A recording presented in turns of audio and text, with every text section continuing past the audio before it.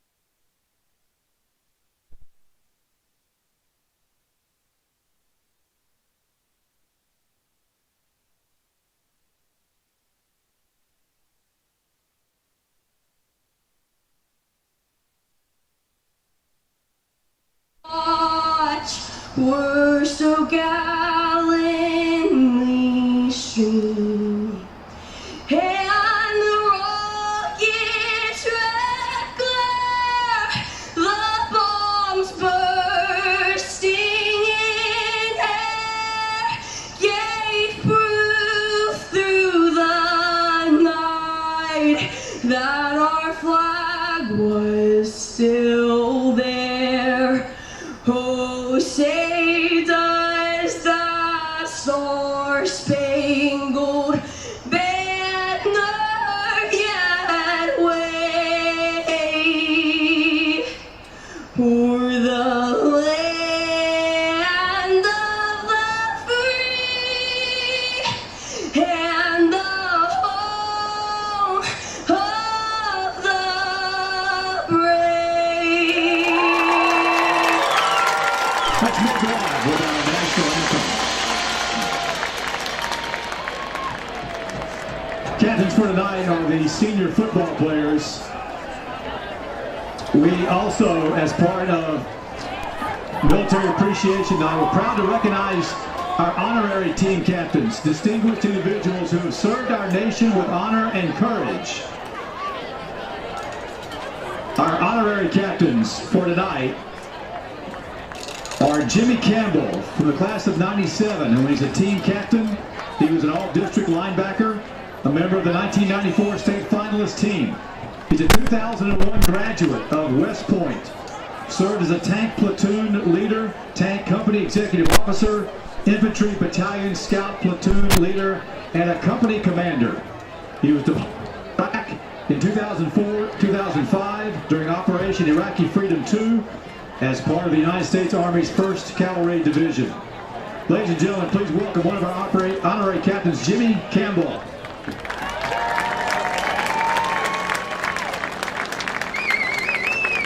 Our second honorary captain is Patrick Garrett from the class of 2000. He was a football team captain, enlisted in the Navy in 2005, completed basic underwater demolition and SEAL training in 2006. Serving as a U.S. Navy SEAL at SEAL Team 1, completing four tours in Iraq and Afghanistan, as well as multiple other areas of the world.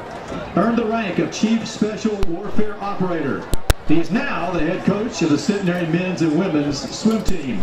Please welcome Patrick Garrett. Welcome back to LCP TV. Moment away from kickoff between the Northwood Falcons and the Loyola Flyers at the coin toss right now. And the Flyers have a big test tonight facing the Northwood team that's 8-1 on the season. Has some very big wins on the year. And, you know, Coach Austin Brown at the Radiance Technologies High School Media Day, which was the first one they did this year, said he thought this team had the chance to be the best one Northwood's ever had.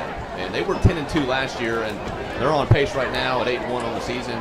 They're a senior-led team, 10 seniors on defense, about 7 or 8 play on offense. So this is going to be a really tough test for the Flyers, but a good test as they get ready for the playoffs in a few weeks. I mean, you know, that's saying a lot. A couple of years ago, you know, he had a team loaded with college players in it. And so for him to be saying that this team may be the best, but you can look out there and you can see, of course, that, you know, Northwood has more numbers than the Flyers, as you might expect. But you can see that they've got good size across the team, and they've always had talent in special positions. Yeah, they'll be led tonight by number 4, Nathan Cervantes, the quarterback, and number 5, Kyron Johnson, running back. He's got almost 20 touchdowns on the season. It's a great night for football. It's early November, but not too cold, no wind, great crowd. I mean, the crowd is still coming in. I had to park in downtown Shreveport pretty much to make sure I get here in time. So we should have an exciting night for Flyer football on LCP TV. I'm Art Carmody filling in for David Winkler. He's on assignment this week. He's calling the Cal Poly Idaho State game in the Big Sky Conference as part of his agreement with LCP TV. But also up here in the booth, our producer is Tillman Brown. Main camera woman is Anna Lee Turner. So we're excited to watch some Flyer football tonight to wrap up the regular season. I mentioned it on the pregame show. The first home game of the year, you wait all summer for football to start, and it goes by in the blink of an eye. And we're here with the playoffs right around the corner. You know, we start the season each season talking about the unknowns. And in this season, we have found a lot of knowns on this Flyer team. And this is the time to really show that those knowns are ready for the playoff system. So Cooper Garner will get it teed up for the Flyers. Northwood will have the ball first. I wasn't paying attention to the coin toss. Not sure if if Northwood won and took the ball or if we deferred. We'll find out in the second half. Yeah, I'm not sure that the officials really actually showed that. All they really showed was that Loyola was kicking. I don't think that they showed that Northwood actually won the toss and elected to receive. I'm not sure either.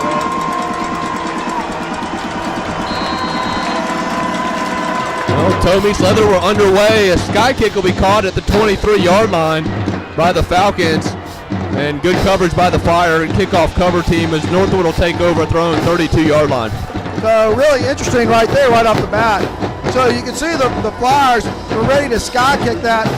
And they've had a little bit of trouble in the last couple games with the sky kick and really be able to maintain lanes. And so what they did right there is they started angling everybody to that sky kick. That's really a new little wrinkle. I don't know that Northwood has seen that on film.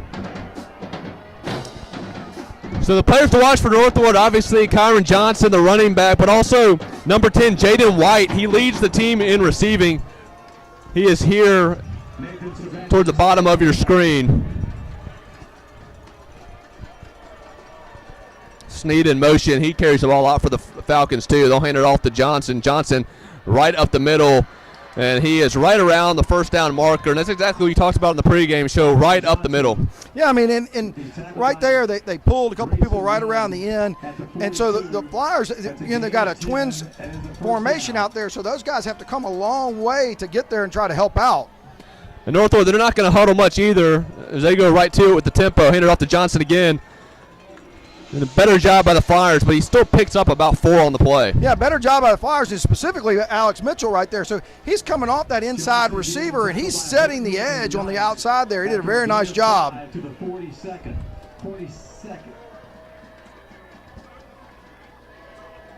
Cervantes is going to toss it to Johnson again. Johnson loses a little bit, and he maybe picks up 1 yard based on the spot. So the Northwood will have a third down opportunity, and the Flyers will have the opportunity to get off the field. Yeah, I mean, a great job by Alex Horton from the backside, reading that play, and then Alex Horton coming up the middle.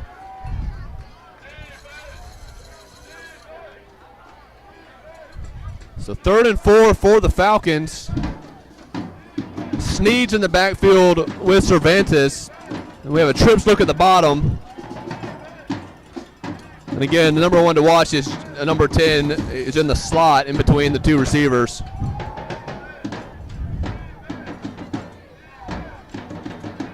Cervantes is going to keep it himself, and he is not going to get there. So decision time for Coach Austin Brown, 4th and 2. Really, again, an exceptional play by Alex Mitchell right there, coming off the edge again. In that situation, they had a trip set out wide, and you've got to come off that to make that play. So the Flyers defense forces a punt. And Alex Mitchell, you mentioned 34 tackles on the year, 12 tackles for loss. He leads the team in that category. Number 45, Alexander Williams, the punter away. High snap. And he's going to be brought down by Alex Mitchell. And the Flyers offense will have great field position to start their first drive tonight. Well, we talk about senior night. There's one of the senior leaders, and what an exceptional 3 plays in the first 4 that Alex Mitchell has made an outstanding play. Right there in that punt situation, you could easily lose containment, and he did a very nice job of staying on the outside shoulder and keeping him right in front of him. So we'll get our first look tonight at Bryce Restovich and this Flyer offense. Bryce Restovich is Loyola's career passing yards leader. Broke the record held by Matt Norton, a very good quarterback from 2010 to 2012. Restovich completing 73% of his passes on the season for almost 3,000 yards. And Mason Drake will take it. He is brought down from maybe a gain of 1. And Mason Drake is having an amazing year. A very quiet 1,000-yard season, 19 touchdowns. Kind of gets overshadowed by the Flyers' passing attack, but he's been a tremendous asset for Coach Sella and Steven Jeter in this Flyer offense. I mean, really, as much as all the passing's been it, but Mason's hard runnings were almost the heart and soul of the offense. He's the 5th Flyer to have 2 1,000-yard rushing seasons. So that's elite company. 2nd and 9, Restovich. He's going to throw it over the middle. And that actually out to the outside pass was intended for number 7, Jake Black. So this is a situation Flyers don't want to find themselves in, 3rd and longs. No, and that's what, Northwood's got a very good defensive front, and they did a really nice job of closing down on Mason right there with 3 down linemen. They were dropping 8 back into coverage, and so there's very small windows that the Flyer receivers are going to have to work in.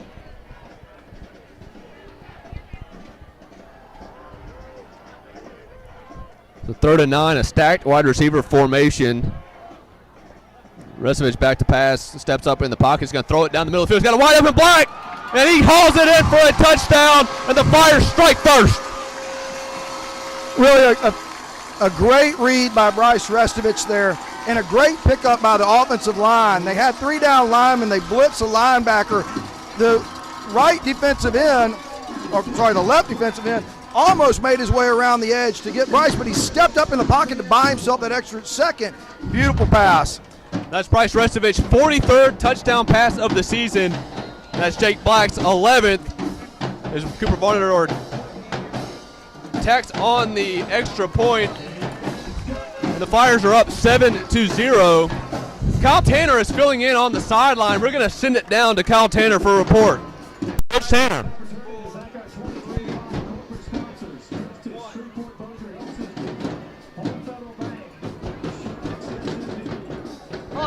And all of a sudden the Flyers with a quick strike to Jake Black on 3rd and 9. Flyers up 7-0 and can't start any better than this.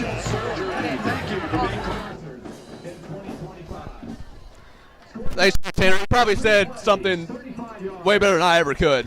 He's a much better sideline reporter than I am. But more importantly, Jake Black, he broke the school record for catching a touchdown pass. He's caught a touchdown pass in 32 straight games. That makes 33, so the streak continues. That's impressive. Jake's been doing it for a long time. Again, another senior leader on this team. And he took both of the DBs, I was wide open in the end zone.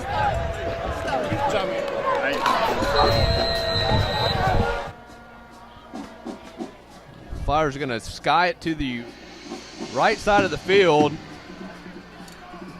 And they're going to try to reverse field, and number 14 for the Falcons is going to have them start in good field position on the plus side for the Northwood Falcons offense. That was number 14, Dontavius Young, 5'11 junior, with a very good return. It is, but that's what angling your kickoff team will do. If they're going to take it, then the wide side is going to be available. So you got to get down there and contain. That was a really nice stop by Cooper Varner. The kicker actually made the play on the other side. So the Falcons with the trip set to the bottom of your screen. Cervantes with Sneed in the backfield. They'll pitch it outside to number 5, Johnson. And he's a good running back, also catches the ball in the backfield. He picks up about 8 on the play. That's a nice combination thing. He used the trips formation. Alex Mitchell and Horton were able to actually come in and kind of make him come inside and actually make the tackle. But I like the play concept that Northwood's using.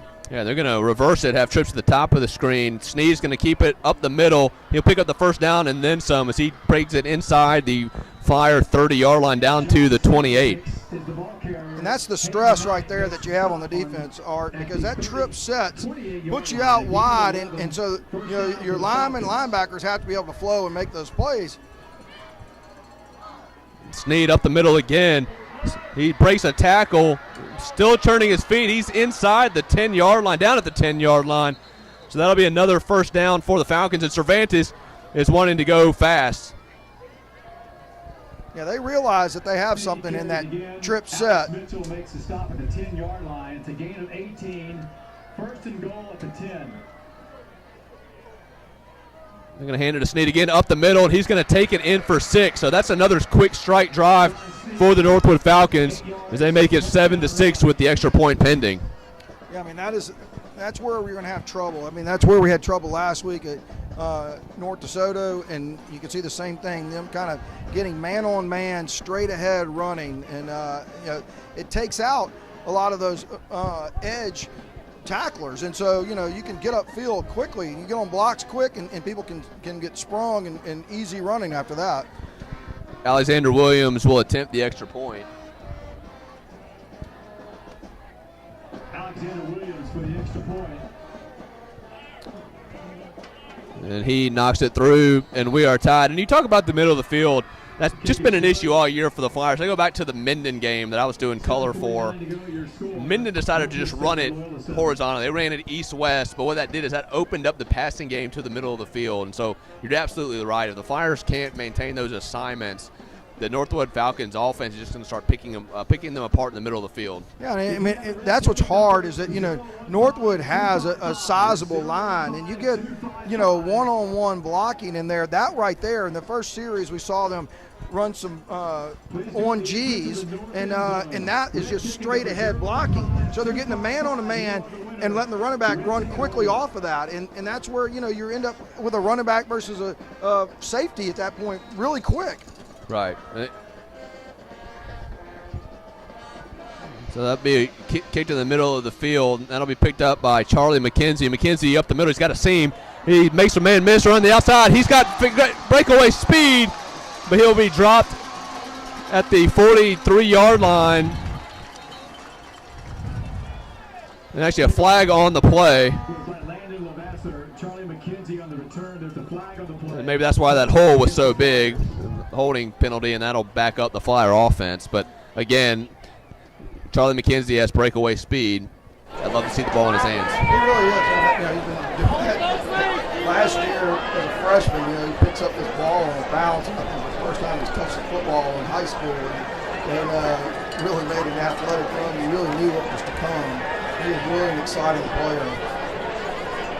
And he's approaching a milestone tonight. He is a few yards away from having the single-season receiving yards record. And the Flyers have never had a 1,000-yard receiver, and he has a chance to do that this year. That's an exceptional number. Leads the team in receptions with 49. As Mason Drake will take it, breaks a tackle, and around the right side, he is brought down. Good open field tackle by number 7, Justin Thomas. That tells you right there how athletic Mason is. He really could have been tripped up at the line of scrimmage, and he made this little juke and got his feet up high enough that he wasn't able to be tackled there. And those 4 or 5 yards are crucial. So 2nd and 5 for the Flyers, their own 26-yard line. Resevich looks to his left. He's going to swing it around the outside. That's going to be caught by Charlie McKenzie, and he will pick up about 7 on the play before we give the Flyers a first down. Sorry, Ty Walsworth on the reception. I like that nice little easy catch right there. Touchdown, Flyers. What happened last week is you had to match scores, and it may be very much the same way this week.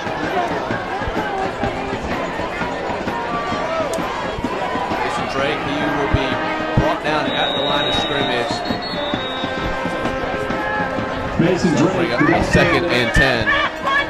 Right there, the Flyers do the same thing. They come out in a trip set. Northwood did not commit as many people over there as the Flyers have, and so they're kind of respecting the fact that they know they're trying to get Mason up the middle. Number 74, Gavin Stewart, is right there in the middle. That's a tough guy to try to run through. And that's McKenzie around the right side. He is going to push out of bounds, a gain of about 9. So that'll set up actually, it looks like on the spot, before they give it to him, looks like it'd be marked a yard short. Yeah, 3rd and a very short one. I really like that play call right there, Art. They were able to get their blocks out and use Charlie's speed to get to that edge.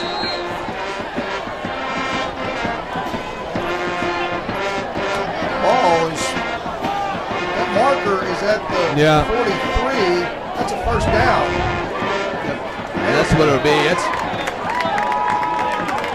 correction, a gain of 10 and a first down. Well, that's interesting. I guess he moved the ball back because of tackle. Yeah. So 1st and 10, the Flyers 43-yard line.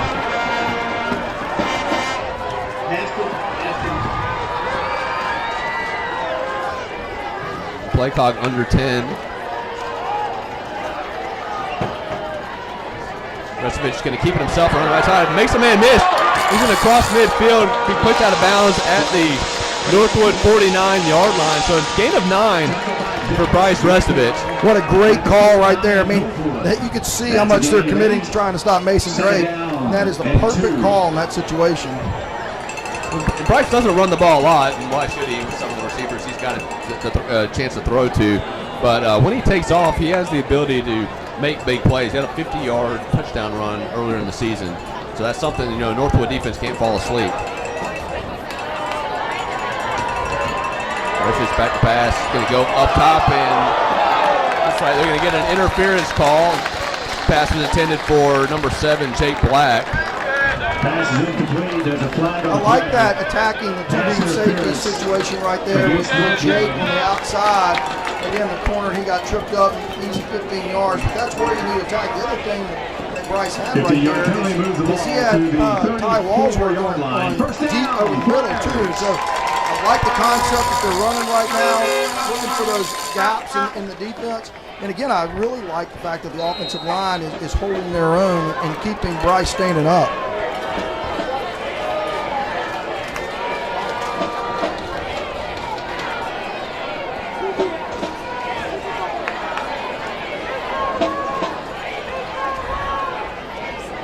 Ball to 34 after the penalty. Restovich, quick slot, pass the outside intended for Ty Walsworth. Pass is incomplete, intended for Walsworth. Second and 10. Again, another great call right there. Second down and 10. Black out and take the corner with him. The safety on that side is no help on that short little route. Just, timing is just a tad bit off, but I really like the play call. Yeah, it's a very good offensive game plan early on. Not sure if they've gone off script yet, but if this is still part of their kind of opening script for few possessions, it's definitely got Northwood's defense on their heels. Face it, a little screen pass. That's just a great move. Charlie McKenzie down to the 22-yard line, gain of 13, another first down for the Flyers. It's not only Charlie's speed, it's his little wiggle. Yeah. And I've made this point in other telecasts. Once he's in the open space, he can make people miss.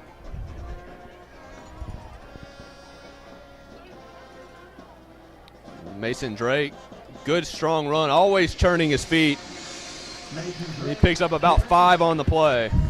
Again, I just talked about Charlie, same thing with Mason. He has that little wiggle, and I've talked about that for years in these telecasts. Right there, he is one-on-one. Guy can make the play at the line of scrimmage, and he was able to evade him and get those 5 yards. And a little pass out to Walsworth. Walsworth's around the left side, and he will be pushed out of bounds after a gain of maybe 1. So I like the play call, trying to get Ty Walsworth out in space with his speed, but the Northwood defense doing a great job of just maintaining down the line, maintaining that pursuit and pushing him out of bounds. Yeah, I mean, right there you could see that the Flyers are anticipating them committing to what Bryce and Mason have been doing and keeping their eyes there, but they were very disciplined staying at home. So 3rd and 5 at the 16 in field goal range for Varnador, but the Flyers would like to come away with a touchdown. Restovich over the middle of the field, and that is going to be knocked down. Good play by number 7 for Northwood, Justin Thomas. And he's an interesting story. He's got 4 interceptions on the year, but he only has one hand. He lost his hand as an infant. But he's a very good defensive presence in the secondary for the Falcons, and it looks like Coach Sella is going to go for it, and I like this call. Well, that little window we talked right there, that ball is a tad bit high. When you're in that safety and you're throwing between those safeties, you got to get it out in front of the receiver so that safety's behind. That ball was just a tad high, which allowed the safety to come over the top and make the play. So 4th down, first big play of the night for the Flyer offense. Restovich going to go over the middle. He's got a man wide open. And that's going to be Jake Black, and he's going to lead for the end zone. They're going to give it to him. Jake Black with a touchdown for the Flyers, his 12th on the season, and the Flyers take a 13-7 lead. And a fantastic call by Coach Sella. Right there, a little quick hitter right in front of the safeties. And then Jake Black has a big enough body We've seen this a zillion times. He's able to turn, use his body, and get those yards after the catch. Savonador trying to tack on his 67th extra point off the season. That's a school record, and he does. The Flyers take a 14-7 lead. All right, the Flyers' second possession ends in a touchdown, another touchdown to Jake Black on a 16-yard fourth down pass. So a big call early by Coach Sella to go for it on fourth down. The Northwood Falcons able to score on their second possession. It looks like it's going to be a shootout, and the Flyers still looking strong with a good mix on offense. Back to you upstairs.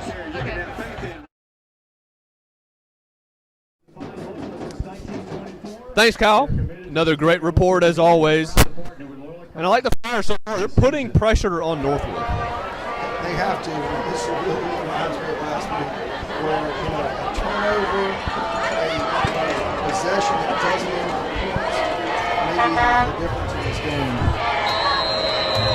Again, see what the Flyers do on special teams. They're going to back to the left side of the field. And Northwood going to try to break to the outside, but again, good job by the Flyers coverage. They'll have the Falcons offense starting inside their own 35-yard line. That is Jeremiah Johnson on the return. Dominic Renato makes the tackle. Again, you can see the Flyers kind of maintaining their own momentum right there. From the 16 to the 32, But first and Northwood 10, was trying to get to Falcons the at edge the and 32. brought him in a nice open field tackle. Bryce Restovich already 6 of 9 on the night, 81 yards, 2 passing touchdowns. This will be the third offensive drive for the Falcons. They will hand it to Johnson. Johnson makes the man miss, breaks around the outside of the 40, and he'll be shoved out of bounds about the 44-yard line. That'll be enough for a first down for the Falcons. Again, we just talked about the wiggle of Mason Drake. That was a nice little wiggle right there. Alex Mitchell was in good position. Hayden Horton was in good position. He was able to evade both of them. Falcons going with the quick tempo. Johnson, he will bulldoze his way for about, and actually that's a terrible spot by the ref. They give him, I don't know if they gave him some forward progress, but he definitely got up off the ground about a yard back from where that ball is. They really did a nice job of standing that up and keeping that from being a bigger gain. So Snead will be in the backfield with Cervantes. Snead will take it. He makes a spin move, still on his feet, and he will bulldoze his way to the 45-yard line, and that'll be enough for a first down for the Falcons. And I'll tell you what, he's 5'10", 200 pounds. He's a tough guy to break down. Yeah, I mean, I think that was Cooper Hurd that broke through and had a chance to make that play in the backfield. That's how strong the running back is. Cervantes, quick throw over the middle to Johnson.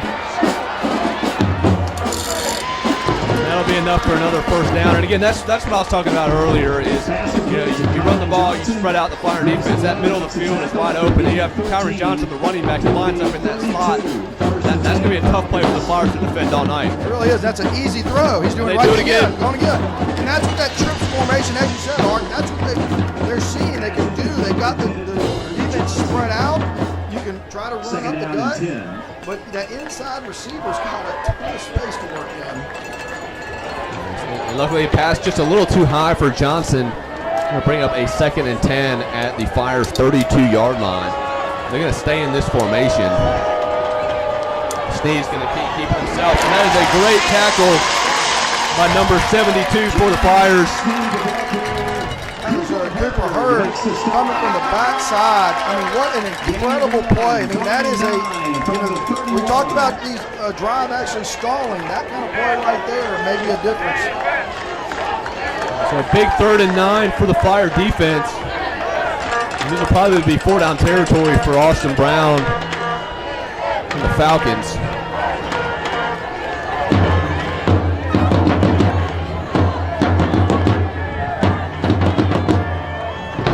Cervantes back to pass. He's going to go over the middle. He's got a man, and that is in and out of the hands of number 10, Jaden White, the leading receiver for the team. Ball just a little bit behind him.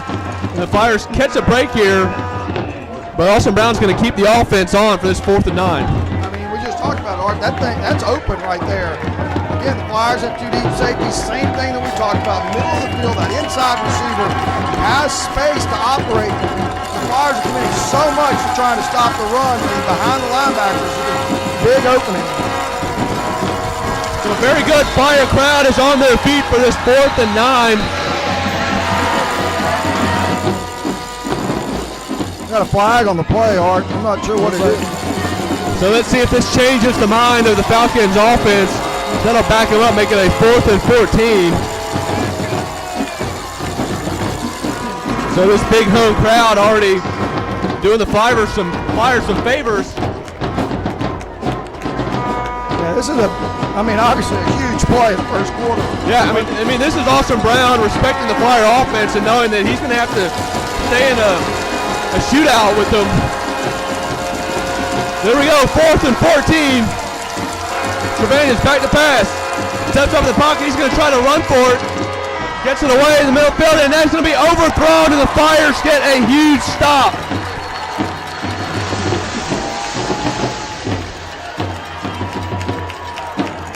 And he may have been past the line of scrimmage. I don't know what they're calling here. Yep, illegal forward pass. Against Northwood, penalty is declined.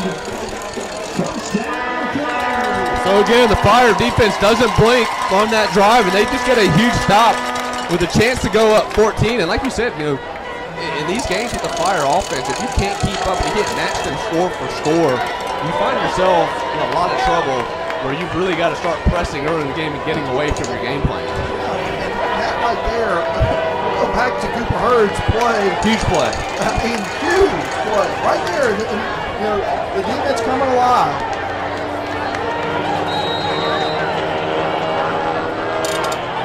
Flyers 1st and 10, their own 36-yard line. The rest of it's going to swing it out to Mason Drake. He got a little bit of room on the outside, cuts to the middle, and he will pick up the first down. And then he's still on his feet. He's on the sidelines.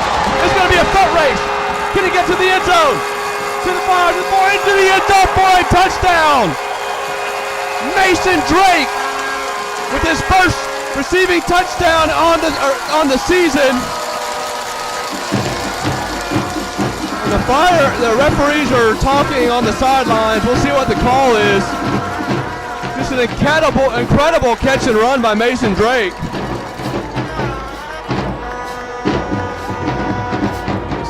Holding. Oh, I see the flag. The flag's over at the 34-yard line. I didn't see that on the play.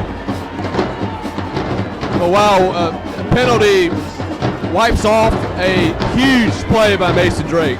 That is massive. That is a massive play in this game. I didn't see the hold. I love the play concept. Get the dub, man. It's one step closer. On that play, my goodness. Not just the effort. Breaks the tackles, but then to hit that extra gear to get in a foot race with a very quick Falcon secondary, and he outruns them to the end zone. I've seen him do some amazing things over these years. It really exemplifies the player that he is. The thing I like about it, he's still out there. He's not tired. Yeah. A lot of guys would go to the sideline to get a breather. He's in incredible shape. So after the penalty, 1st and 20 for the Flyers. Restovich rolls out to the right side. Is going to dump it off to Charlie McKenzie, and he will pick up about 17 yards on the play. So the Flyers get a lot of that back, and will set up a 2nd and manageable. Yeah, that was a tough one. Kind of slinging somebody when you're out of bounds. It generally draws a penalty, but hey, it was on the white. Maybe the referees are giving them a little leeway there. I like the play call. Again, the offensive line gave Bryce enough time to drift out to the right, allow Charlie to come across, and really easy pitch and catch.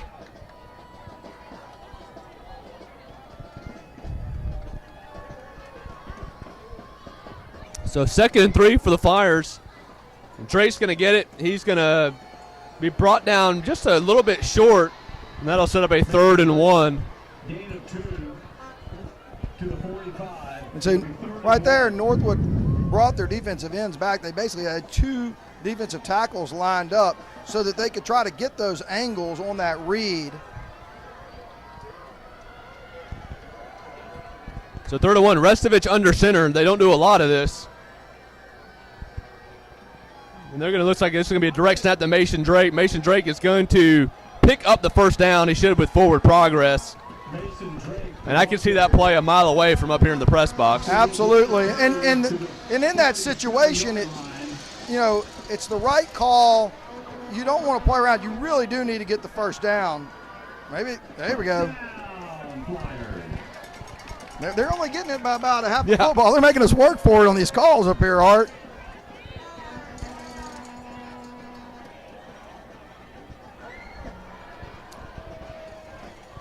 So 1st and 10 for the Flyer offense as we about to be under a minute here in the first quarter.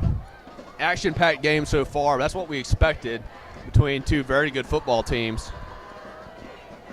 That's perfectly said. There's nothing that in this game that has disappointed. Fake the handoff to Drake, and that's what he's done over the middle and almost intercepted. Pass intended for Bryant Jeter, but number 25, Tristan Woodson, with the pass breakup. Again, right there, I would have liked to have seen him challenge deep with Charlie McKenzie against that safety.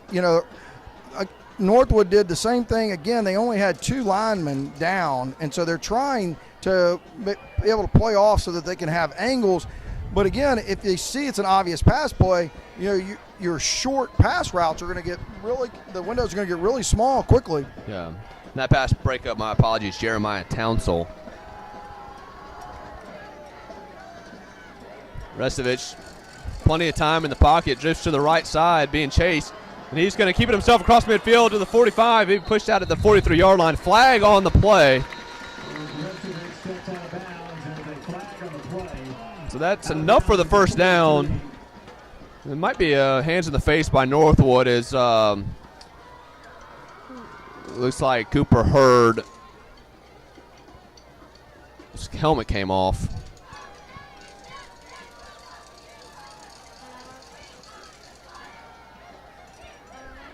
I don't know what that penalty. Maybe an illegal man. Is that an illegal man downfield? Illegal. Yeah. No, they called it. Okay, you got the wrong call. He said he was on the Flyers, but it's on the Falcons. Wait, no, maybe it's not on the. It's. I know John Sella. I'm confused, like John Sella. John Sella trying to get an explanation by the referee.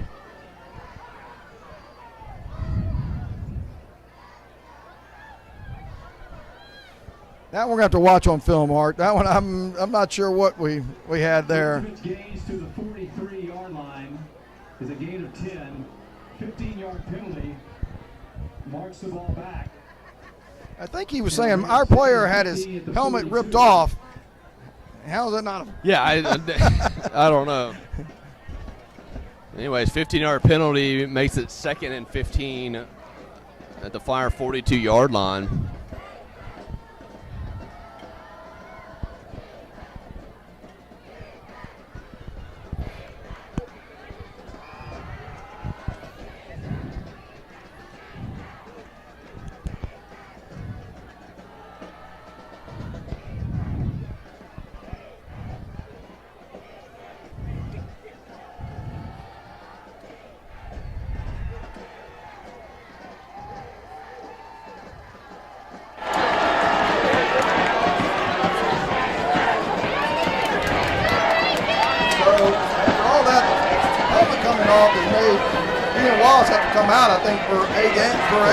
For one play.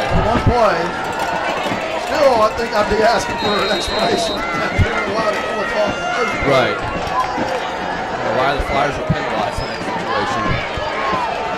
All right, well, after they figured it out, it's 2nd and 15. Restovich looks to his left, looks back over the middle, going through his progression. He's chased outside the pocket, and he's going to be brought down for a sack by the Northwood defense, and that's a big loss. Restovich sacked on the play by number 38, Devin McKenna. In that situation, you just got to throw the ball out of bounds because now you've set up a 3rd and 29 after a 14-yard loss. Yeah, I think that allowed, I think Northwood understood. Yeah, and that'll be the end of the first quarter. And so we're going to send it down to Kyle Tanner with a quarter break. Coach Tanner. All right, we're at the end of the first quarter. The Flyers lead 14-7. They have not been stopped yet, but a big sack has put them behind the chains right now with a really long third and about 25 to start this second quarter. Now, the only thing really holding Loyola back right now is penalties, and a couple of penalties based on a helmet coming off and participating held them back, and a touchdown was called back on an earlier holding penalty. But right now, the Flyers are still rolling with a 14-7 lead. Back to you. Thank you, Kyle. Sorry to cut you off. Tanner takes precedence over anything we have to say up here, but you're talking about that play on 2nd and 15. Yeah, I mean, what really kind of bothers you about all that is that took so much time, and then the Northwood coaches were advocating for the fact that Ian had to come sit out of the game, and they did the right thing. They blitzed right up the middle right there, and where we have seen the Flyers be able to control the line of scrimmage and give Bryce time, you could see how quickly it fell apart, and they took advantage of that situation. Yeah, so the Flyers a 14-7 lead at the end of the first quarter, and a big 3rd and 29 play. And in most situations, you don't really have a 3rd and 29 play in the playbook, but with this Flyer offense and the special skill players that they have on the outside, they're not out of this at all. They could find themselves, picking up a huge chunk of this, and if they can get to around midfield, then Coach Sella's got a decision to make if he wants to go for it on 4th down and continue to put pressure on the Falcons. And defensively, it's always a difficult call because a lot of people might send 3 and drop 8. But in that situation, if you let receivers kind of run around and, especially on little drag routes, you can actually find little pockets in the defense. Lots of times you might want to put pressure on the quarterback. And again, in that situation, I probably would, because even if he runs, you expect to be able to get him before 29 yards. Yeah. It'll be interesting to see what Northwood does here, though. Yeah, so 3rd and 29, Flyers with the trip set to the top of your screen. Drake to the left of Restovich.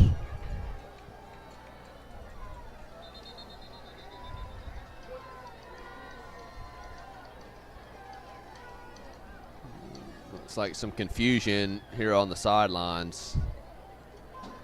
Might be the first down markers haven't been switched. Maybe they're getting that straight. Looks like they got it, whatever they wanted.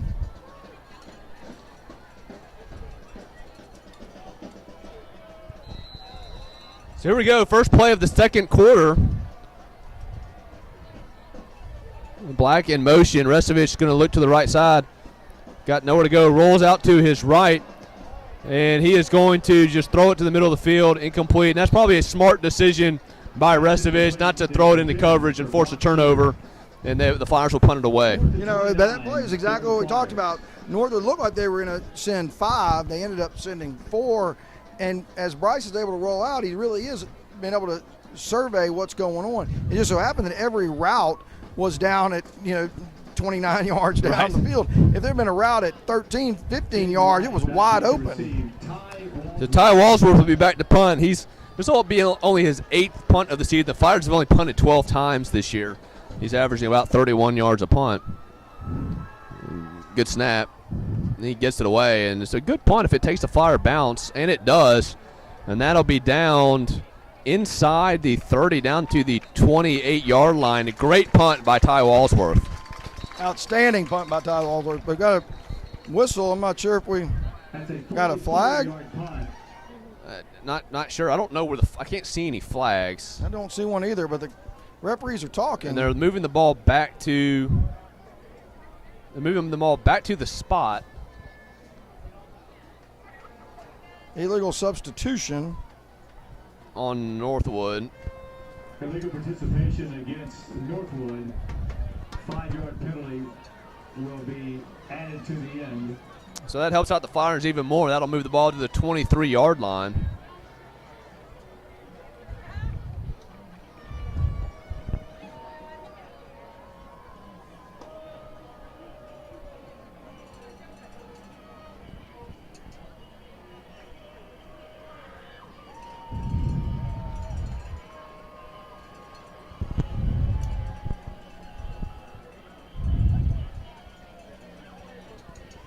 Penalties being assessed from the 30-yard line.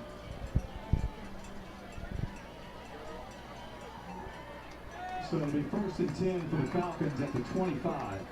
Again, I'm not quite sure what the referees are seeing. That ball was clearly down the 28-yard line, and they're marking it off from the 30. I got a lot of questions already. I agree with you wholeheartedly on that one, Art.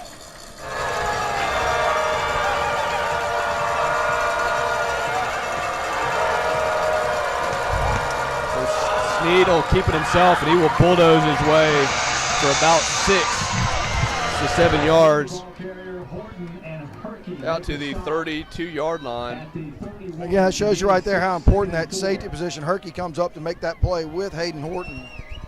They're going to swing it out to Johnson. Johnson around the right side, and he will go out of bounds at the 35-yard line. See where they spot it, and it's like they're going to give him the first down. It's a nice job by J.T. Taylor and Grayson Nunn holding their positions right there as he swung to the outside. Yeah.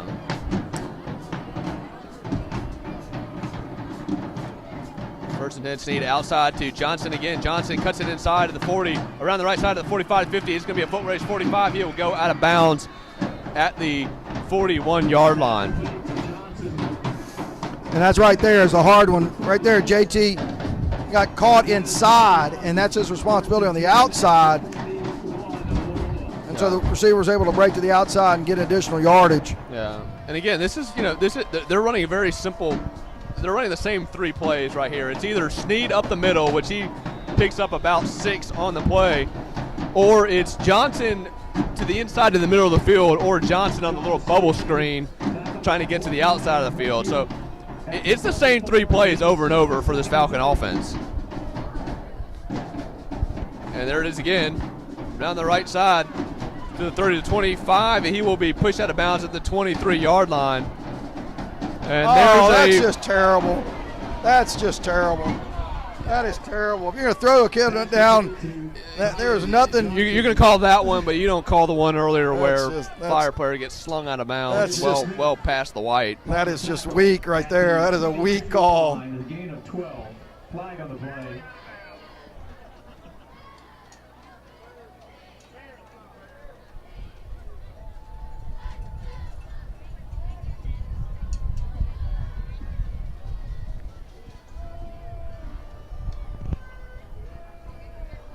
Penalty is unsportsmanlike against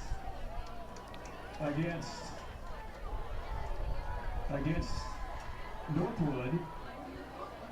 Well, being marked the other direction. Well, and so that the referee says it's unsportsmanlike, points in the wrong direction. So that'll put the ball inside the 15, down the 11-yard line. Johnson will keep it himself, and he will maybe pick up 2 or 3, reaches the ball out. And, John, I don't like to say bad things about the referees, but this crew has called a game. They called a game earlier in the year, and I was down on the sidelines, and I just remember not being very impressed, and now I'm reminded why. I think he just said, you know what I mean. Yeah. You know what I meant by it. And that is going to be a touchdown for the Falcons. Nathan Cervantes to John Snead with a 7-yard touchdown, and the Falcons 1 extra point from tying the score. So again, the Falcons just methodically moving the ball down the field with the same 3 plays. They added in a little wrinkle there, the little toss to Snead for the touchdown, and Alexander Williams will be on to attempt the extra point. And really, I mean, like you said, I mean, the simple passes there, he is wearing out the inside receiver in that trip set.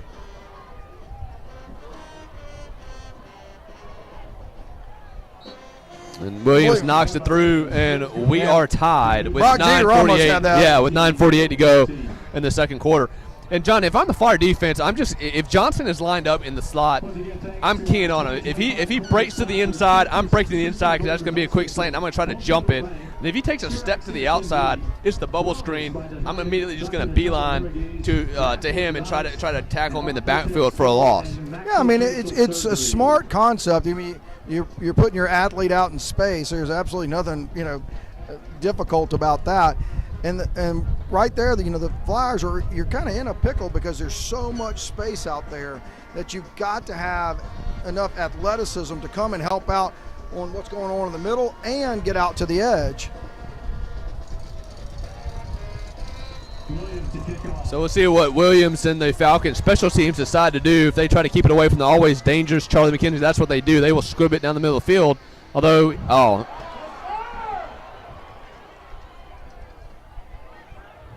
and he is brought down inside the 9-yard line. So just a mistake there for the Flyers by not falling on the ball and really taking advantage of some good field position, as they will start at their own 11-yard line with a very important drive here.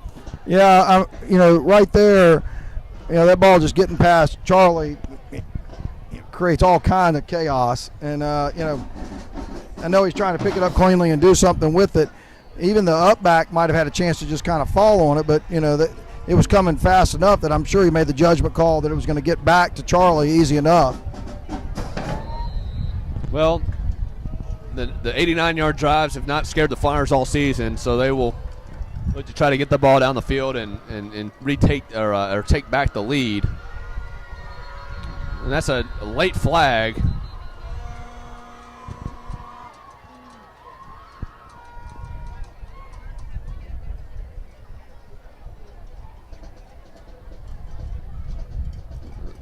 That'll back the Flyers up inside their own 10 down to the 6-yard line. It'll be 1st and 15, so the Flyers going in the wrong direction. 1st and 15 from the 6. Yeah, these are some costly penalties that we've seen the Flyers have in this quarter and a half, not only offensively but defensively as well.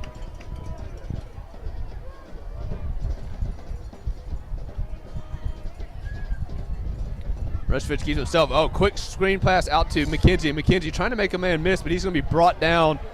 They'll give him forward progress back to the original line of scrimmage. But that was a dangerous play for the Flyers, as they had Restovich wrapped up pretty quickly. Yeah, and that's what I'm saying. They were expecting them to come upfield, and you'd have that little bubble and have your blockers out in front, but they were upfield so quick that they could read the play. It was didn't have a chance really to go anywhere. So they'll say he lost a yard on that. 2nd and 16. They hand the ball to Mason Drake. Mason Drake up the middle, and good tackle by number 30. Hard to see from up here. 35 for the Falcons. Mason Drake, 5 yards. Kyron Gladney. 3rd down and 11 from the 6. Again, that's what we're talking about. When you're stretched out in that space, you've got to be able to come up and offer support, and he did a really nice job. If he doesn't make that tackle, Mason's going for a lot longer. Absolutely. Run. So 3rd and 11 for the Flyers, their own 10-yard line. Trip set to the top of the screen.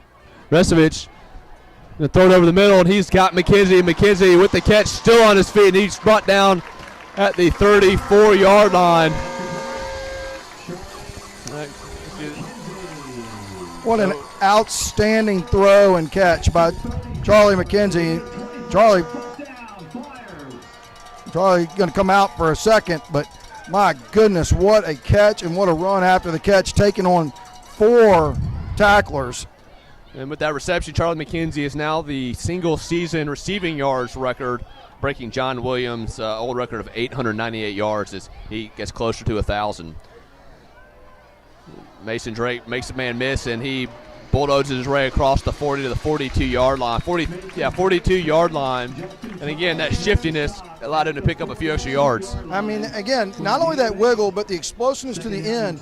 Right there, the safety's coming up, and Mason's not taking that hit. He is delivering it. What a really nice job at the end of that run.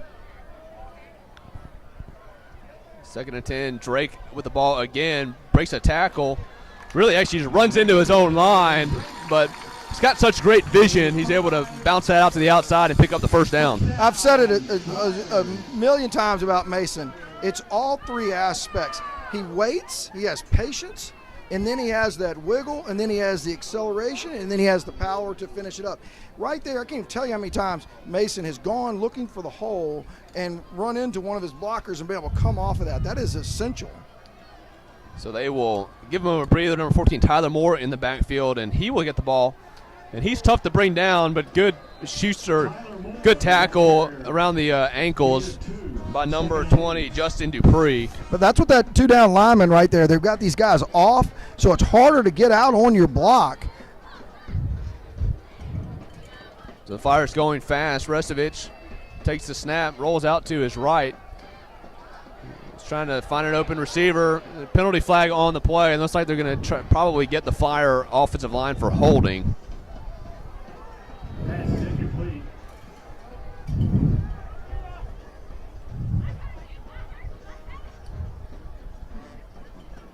And he had Charlie McKenzie open, but it looks like he just didn't have the window to get it to him. Holding. And again, that's the pressure that Northwood puts on you when you only have two down linemen.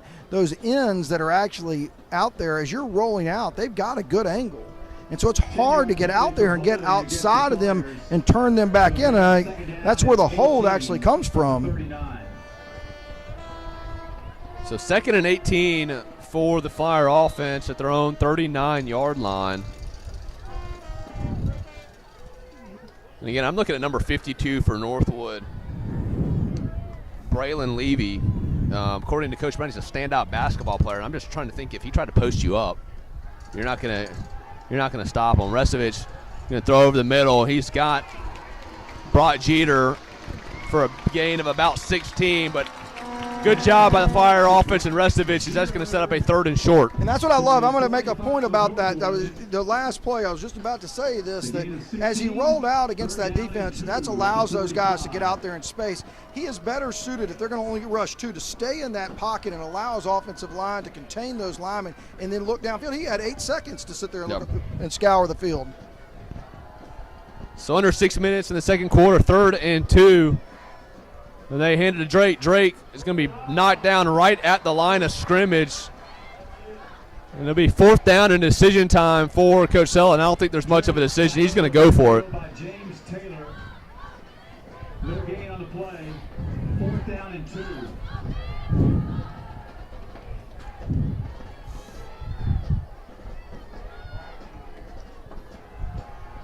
Again, that's one of the hard things about these right there. They were trying to basically do a kind of an RPO right up the middle with those two people, but the linebackers are right there, so they can see it and come up.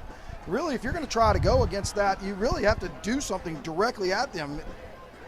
So 4th and 2. Restovich back to pass. He's got it open to the right. Over the middle, he's got a man, and that is going to be intercepted by number 7. We mentioned his name before, Justin Thomas. That's his 5th interception on the season. Pass is intercepted.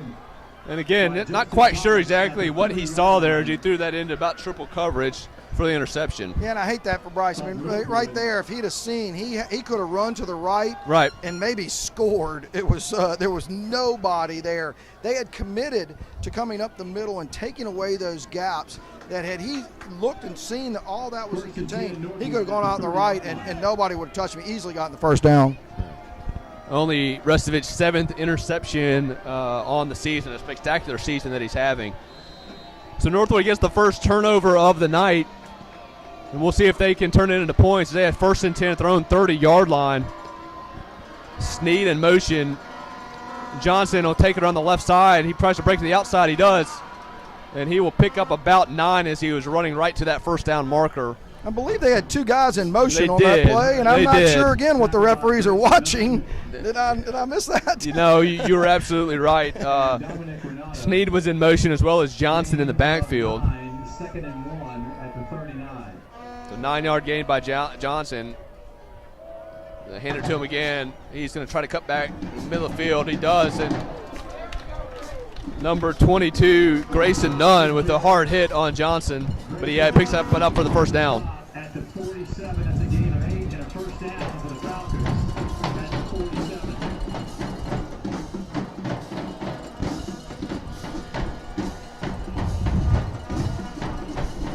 47. Cervantes hands it to Johnson again, as he is going to pick up about 3 on the play.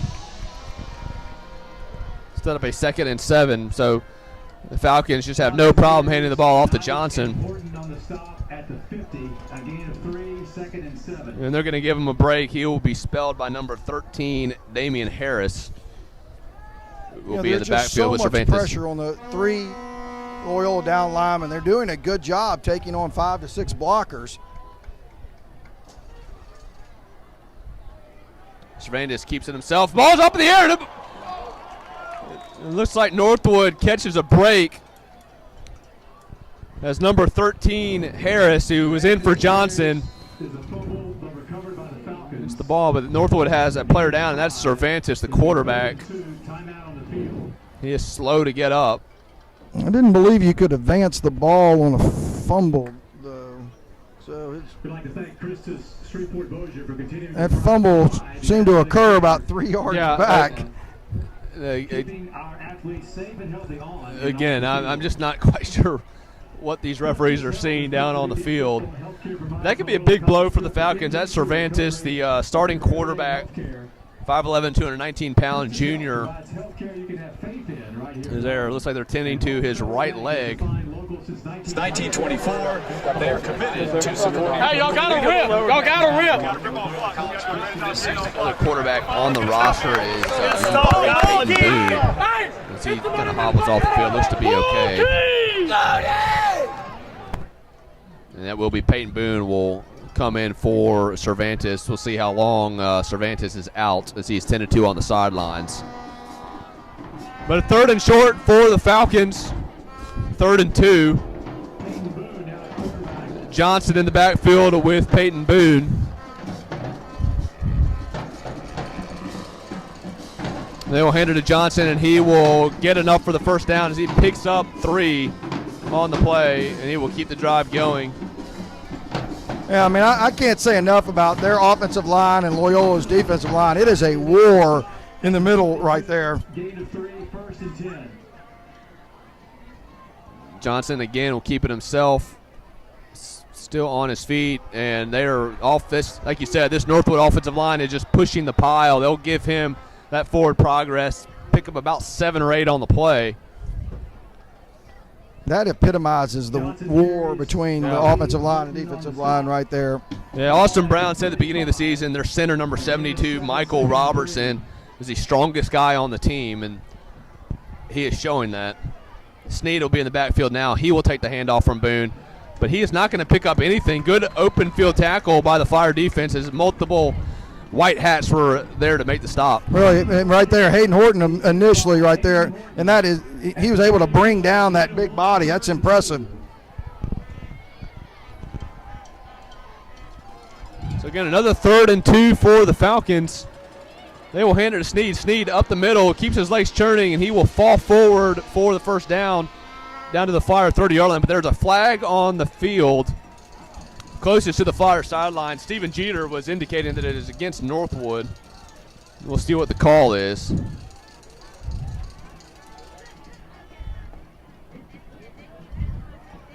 False start by the Falcons, so that'll make a 3rd and 2, a 3rd and 7. Now, we haven't seen Peyton Boone throw the ball at all. It's just been a steady dose of Snead and Johnson running the ball.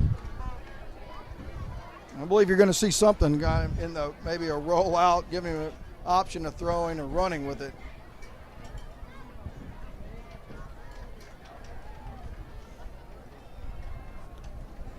Or like they scored, you might be watching the H-back coming around and looking for a little quick hitter there. So Northwood is going to take a timeout, and John, I wish the referees, which I'm not surprised they haven't told us because they haven't really been telling us anything that's going on down on the field. But I wish they would have told us, who won the toss and who's going to get the ball to start the second half, because you got 2:21 left to go in the second quarter. Not quite sure what's going on the field. A timeout was called.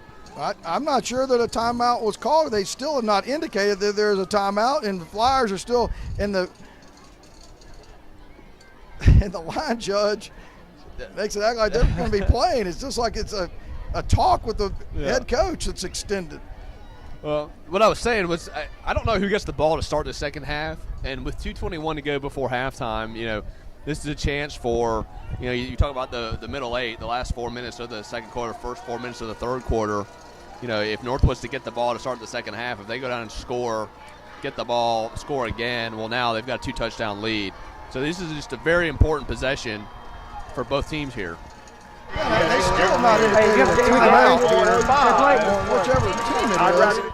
Now both teams are going to the sideline, and that delay allowed Northwood to substitute their starting quarterback into the game. That's kind of wild stuff going on. It's not a clean game so far by our friends in the stripes down there on the field. But you're right, Nathan Cervantes back in for the Falcons. And again, you can see it from up here. They're going to line up Kyron Johnson in the slot right here. The first receiver, the top of your screen from the line. So you gotta watch the middle of the field here. Here are the Flyers. Everybody that takes the snap, Snead over the middle, wide open, and that is caught by number 14 for the Falcons, Dontavius Young. Flag down. Let's see what the flag is. It's in the area of potential holding.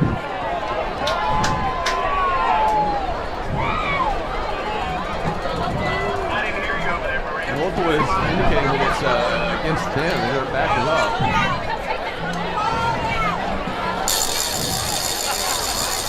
Holding against the Flyers. It looked like a block in the back. Illegal contact. Illegal contact. Thank goodness John James Marshall was always throwing these penalties on because the referees just were not willing to tell anybody. That's going to A 20-yard completion to the 19-yard line. Going to move the ball inside the 10-yard line down to about the 9. So Northwood first and goal with 2:07 to go in the first half. And the Flyers are really hurting themselves with penalties. Pitch it out. There's a flag. That's easy. That one's easy. Pass to Snead picks up about 2, but that's going to be going the other direction. That'll be a penalty against the Falcons, holding. Penalties against Northwood.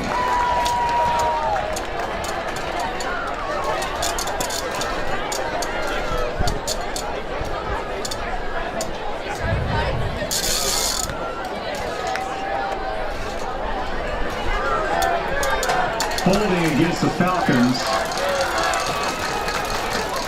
So it'll be first and goal from the 19. There's certainly a lot of discussion. Both teams. So first and 19, the clock is now running, 1:54 to go. Falcons. They'll hand it to Snead. They'll throw it back out to Johnson. Johnson splits the defenders.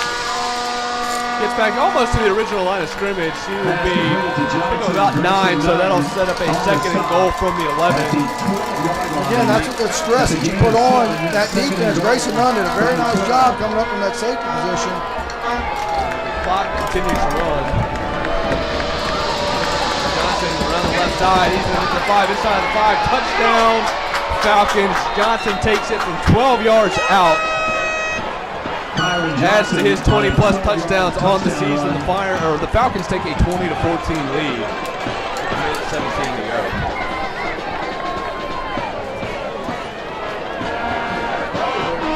Wild series of plays. We'll get the ball to start the third quarter. That's right. So, as we talked about, matching touchdowns, they're not in a hole. They like to cut them out of the end zone at the end of the second quarter. And Jeter gets a hold of it, and that is a big play for the Flyers special teams, and it's no good. Makes it short 20-14.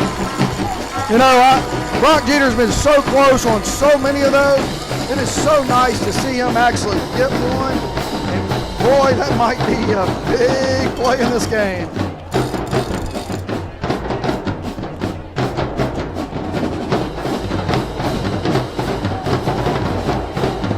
Now the Flyers have a minute and 17, and again, where Northwood decides to kick this, the Flyers do have weapons. Yeah, minute 17, all 3 timeouts. Again, I don't know what I was talking about a few minutes ago. I knew the Flyers got the ball short second half. I didn't know I was talking about the middle eight. Important possession of the Flyers, they can get away points, come away with points on this possession and get the ball to start the second half and put more on as they're going to look down the middle of the field. And that's a good job by Walsworth just to get it. He breaks it to the outside. He'll be pushed out to 35, but good. He's picking up some extra yardage there. And there's the flag. There we go. There's the probably the makeup call for the other one earlier. Yeah, that one that was worthy of a makeup call considering the first one. So the Flyers will start the ball. Should start the ball in Northwood territory.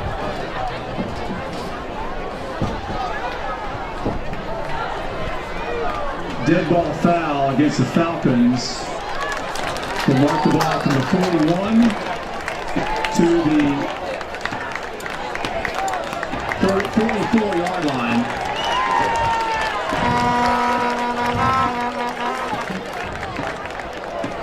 We first and 10 at the 44 of Northwood for the Flyers.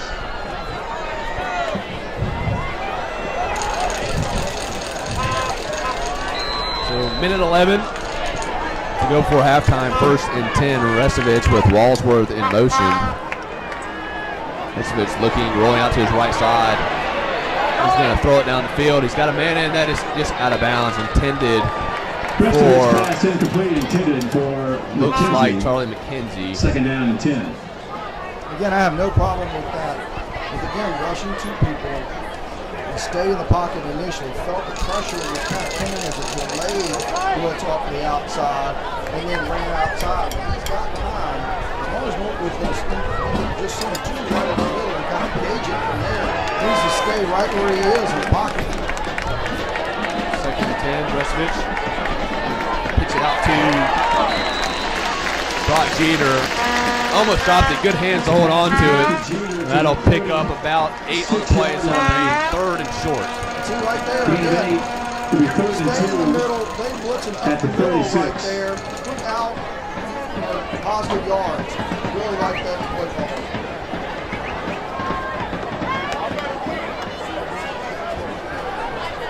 The Flyers don't have to be in a hurry here with 58 seconds and all 3 timeouts.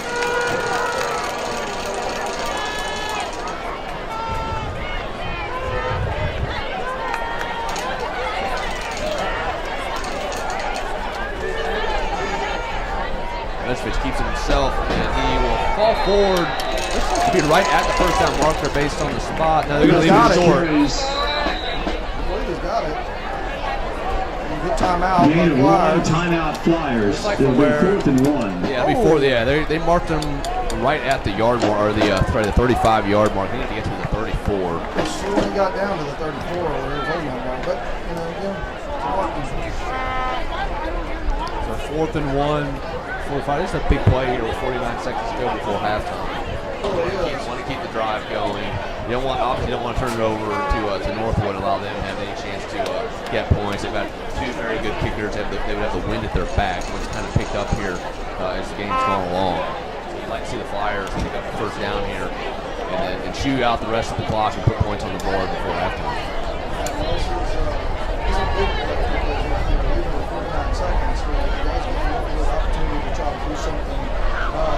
If you don't pick it up. So the Flyers really have to be careful here about what their options are on this. And Northwood shown defensively a lot of different things. So they're conceptually thinking about rolling out. They're playing these their ends essentially off the line of scrimmage. It's going to be hard to get out there and actually get those blocks. And so really, their defensive formation is going to kind of dictate what should be open. Right.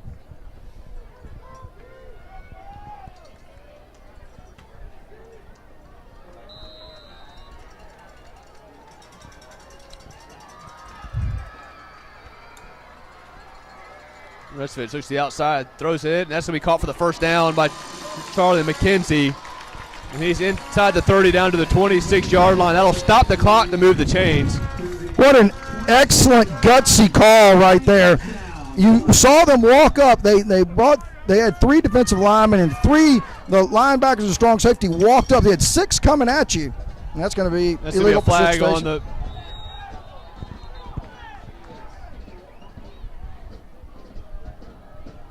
the. It should have been a. I mean, that should have been a penalty, but it looks like they're going to give Northwood the timeout call. My goodness. That's a late timeout call. As the Flyers snapped the ball, Northwood clearly with 12 men on the field. Clearly snapped it with 12 men. And that timeout was probably 3 seconds after the ball was snapped. Whew, okay. So stay tuned for the LCP TV halftime show. Kyle Tanner will have the interview with John Sella, and then we will leave the cameras on for the cheerleaders and their performance at halftime, and then we'll be back for what should be a very exciting second half.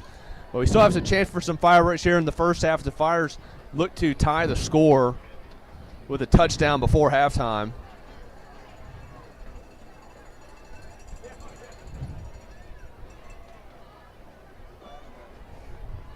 Some quick first half stats for you.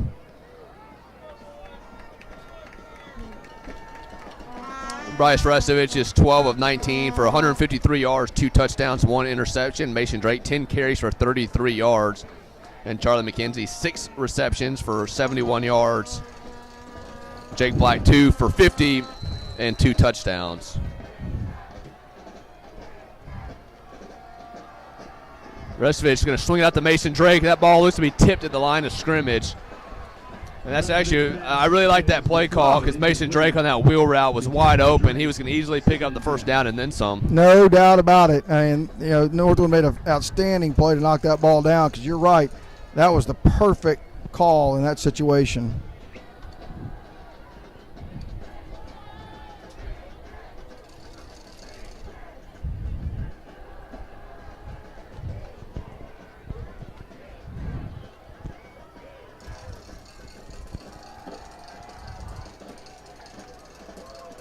So 5 wide receivers of Flyers. I'll throw it over the middle, and that'll be in and out of the hands of Brock Jeter, just a little bit behind him. That'll set up a 3rd and 10 from the 27-yard line, and you're probably outside of Cooper Varndorf's field goal range here if you don't pick up any more yardage. Totally agree with you, Art. And right there, again, that's the perfect soft spot that they should be trying to expose. I like the play call, ball just a little bit behind Brock. The 3rd and 10.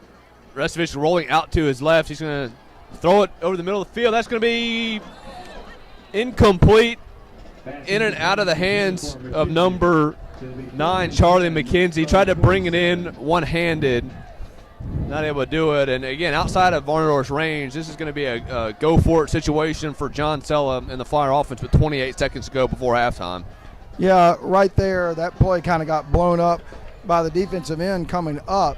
And it took not only the tackle, but Mason trying to help kind of corral him, and it delayed Bryce as he's rolling out from actually throwing that ball with better timing. That ball been released about half a second earlier. Looks like Sella's going to take a timeout here. His play clock is at 1.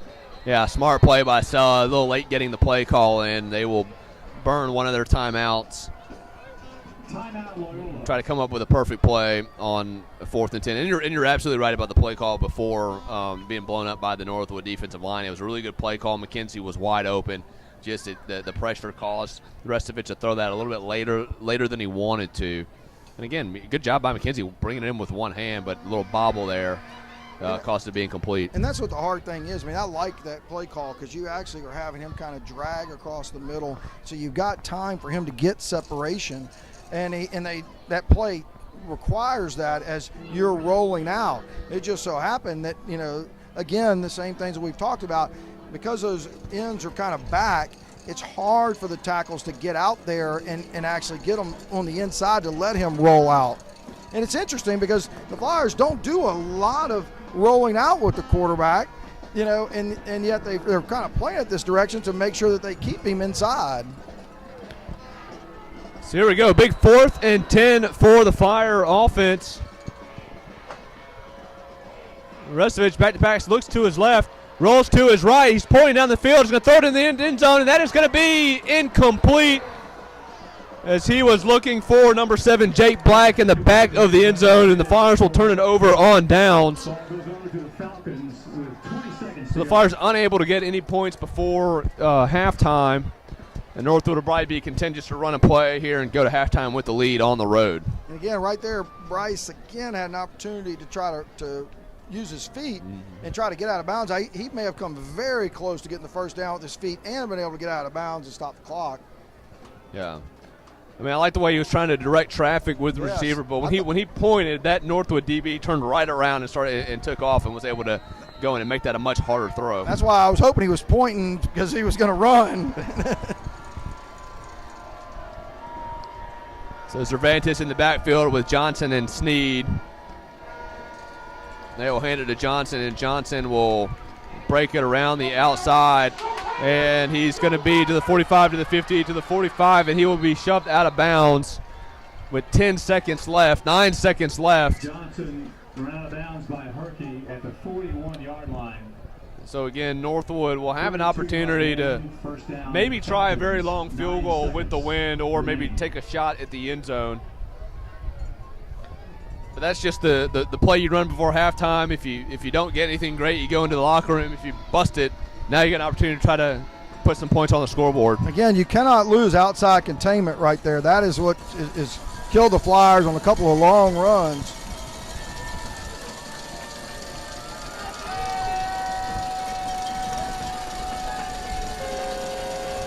Northwood does have one timeout left.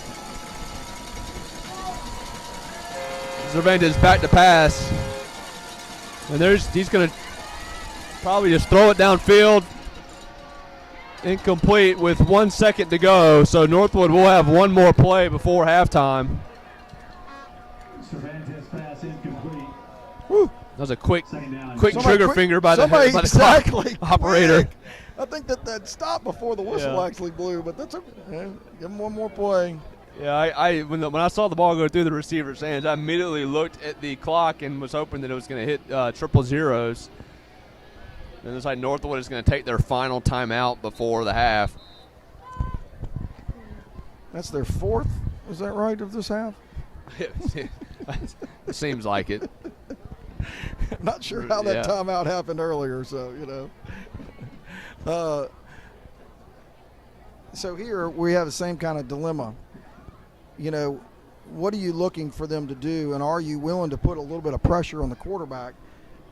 At this point, you know, I might take my opportunity to take, you know, a speedy, strong safety and try to come around the corner and try to disrupt this. I agree with you. He's going to try to buy as much time as he can to let his guys get down the field. And so, yeah, if you have anybody with speed on the defense, they can just get in the backfield and cause him to get off his platform and maybe just try to throw the ball away.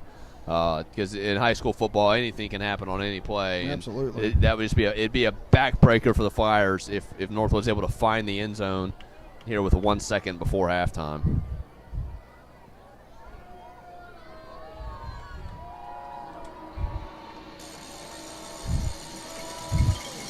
The Flyers are leaving the middle of the field open. Not sure why we're not.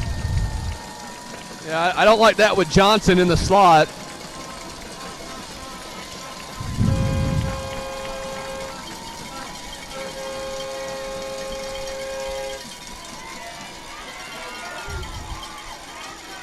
Throws it down the field. And it's intercepted by the Flyers. They're going to run it out. And he'll be brought down at the 15-yard line. So that'll do it for the end of the first half.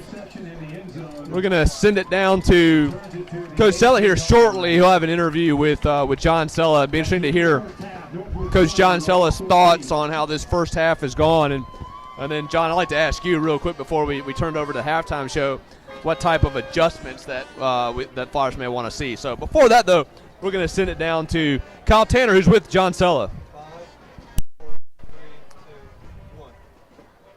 I'm here with head coach John Sella, and after the first half, 20-14, looked like first quarter, you had a great rhythm offensively, looked like penalties, untimely putting you behind the chains. You know, what do you need to do? Yeah, I mean, that's exactly right. Football is no secret. There's no, secret recipe. If you get penalties, it's going to be tough to overcome. If you get touchdowns called back, that's tough to overcome. If you can't establish the run, that makes it difficult. I think we need to run the ball a little bit better. If we would have gotten the score there, that would have been better for us to get the ball at halftime. So that's kind of on me. I had some better play calls on there. But, we just got to keep fighting. I told them earlier in the week that we can't get frustrated. We're so used to scoring 50 and getting 10 yards a carry, and that's not the case against a really good defense, a really good team.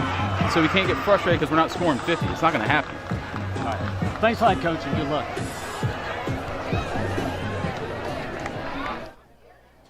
Thanks to Kyle Tanner and John Sellis. So as you're watching the Flyers cheerleaders on your screen, I'm going to go with John Carmody. And John, what type of halftime adjustments do you think both teams are going to try to make before the second half? Well, it's interesting, and one of the things I want to start off saying is that these are two talented teams. They're well coached, and so conceptually they're trying to put each other in a bind, which is exactly what you would expect them to be doing. And that's what's really interesting about watching this first half unfold, because when you sit there and you talk about halftime adjustments, number one, I'm going in and I'm saying, guys, you're in this game, okay? This is a number 4 power ranking in their division. That's, you're in this game. We belong in this game. We have to just clean some things up. The defensive line is doing a really good job, but the Northwood offense is putting so much pressure on the linebackers, and Hayden Horton has played very well. But you end up having to have your strong safeties. Grayson Nunn's done a very good job. Alex Mitchell's done a very good job. But they're efficient enough. And the great thing about both of these teams, watching them, is that they're using the entire field. And that's what makes it tough. Because the one thing we really haven't seen Northwood do is throw deep. Right. And so, if they really exposed the entire field, and again, they may not have that in their playbook. That's fine. But the one thing that we have really seen is how difficult it is for individual players to cover space, and I like that. I like, as a coach, I like the concept of doing that. But what they're going to end up having to do, the Flyers are going to end up having to do, I think Northwood's going to end up having to do, is to take chances. And right. That's ultimately what I think it's going to come down to in the second half. You're going to have to blitz when you're not, expecting it, and leave something exposed. We saw Northwood come off the edge and knock down that pass to Mason Drake, which may have scored, but it was a gutsy play call. Right. And so that I think is what you're going to end up seeing on both sides of the football.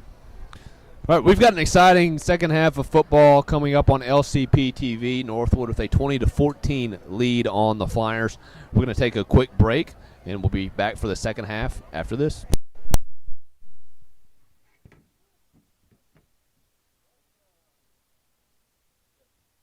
All right, I'm here with Loyola Athletic Director Ben Schonfarber, and the LCP TV switchboard has really been lighting up about what is going on with reclassification. With the OHSA does it every 2 years, but there's a lot of questions, and people really want to know what is this new rule that was in place that kind of changed things up and threw a monkey wrench in Loyola's plan. Yeah, so this year Loyola's in Class 4A, obviously, and we were trying to reclass into Class 4A again this upcoming cycle, but there was a rule that was instituted that says you cannot play, if you play up a classification, you have to play up into the highest division, which would make us 5A, and so we, along with Vanderbilt, appealed that rule to no avail. We'll have to submit another appeal for the principals to vote on in January, and hopefully we can get that kind of worked out so we can be back in Class 4A next year. So we want to be in 4A. Now, Correct. could you explain why we want to be in 4A? What is the advantage there for Loyola? Yeah, so basically the closest 3A school is in Spring Hill, Louisiana, which is a little over an hour away. The rest of our 3A district opponents will be in Monroe, so mainly for travel purposes, budgeting. Also academic purposes, we'd have to check out for, for early games like in baseball and softball, potentially even basketball for the extra travel. And so, we want to keep kids in class and, obviously academics come first, but there's a travel component to that as well. All right, well, now I want you to take off your athletic director hat. Another Let's put on that basketball coaching hat. You had a big scrimmage last night, and basketball season starts in less than 2 weeks. What are you seeing? What did you see last night? And, what are your expectations for the upcoming season? Yeah, I think our kids played hard last night. We were the first one to get on the floor for loose balls. We really, tried to be physical. And we really got after it. We've got some execution things to clean up, but we've got a long way to go. It's early in the season, so I'm looking forward to a good season. I really like our group of guys, and so we're really looking forward to it. Well, and I understand there was a little controversy at the scrimmage where they had to halt the scrimmage, and you just were left having to leave the gym. Yeah, well, there was a misunderstanding with the schedule. We were supposed to play an extra game against Mansfield and then another one. Airline was supposed to play Mansfield after that, but Mansfield shut it down and said it was time to go home, so we all left the gym. Do you think it was something that they were seeing and they were like, I think we don't want Loyola to get an advantage by playing any extra time, anything like that? Absolutely. I mean, I think we really took it to them that first game, and they were running a little scared from us. So that's just saying, hey, let's let them get out of the building. We've seen enough. Yeah, absolutely. All right, well, we appreciate you coming down for halftime.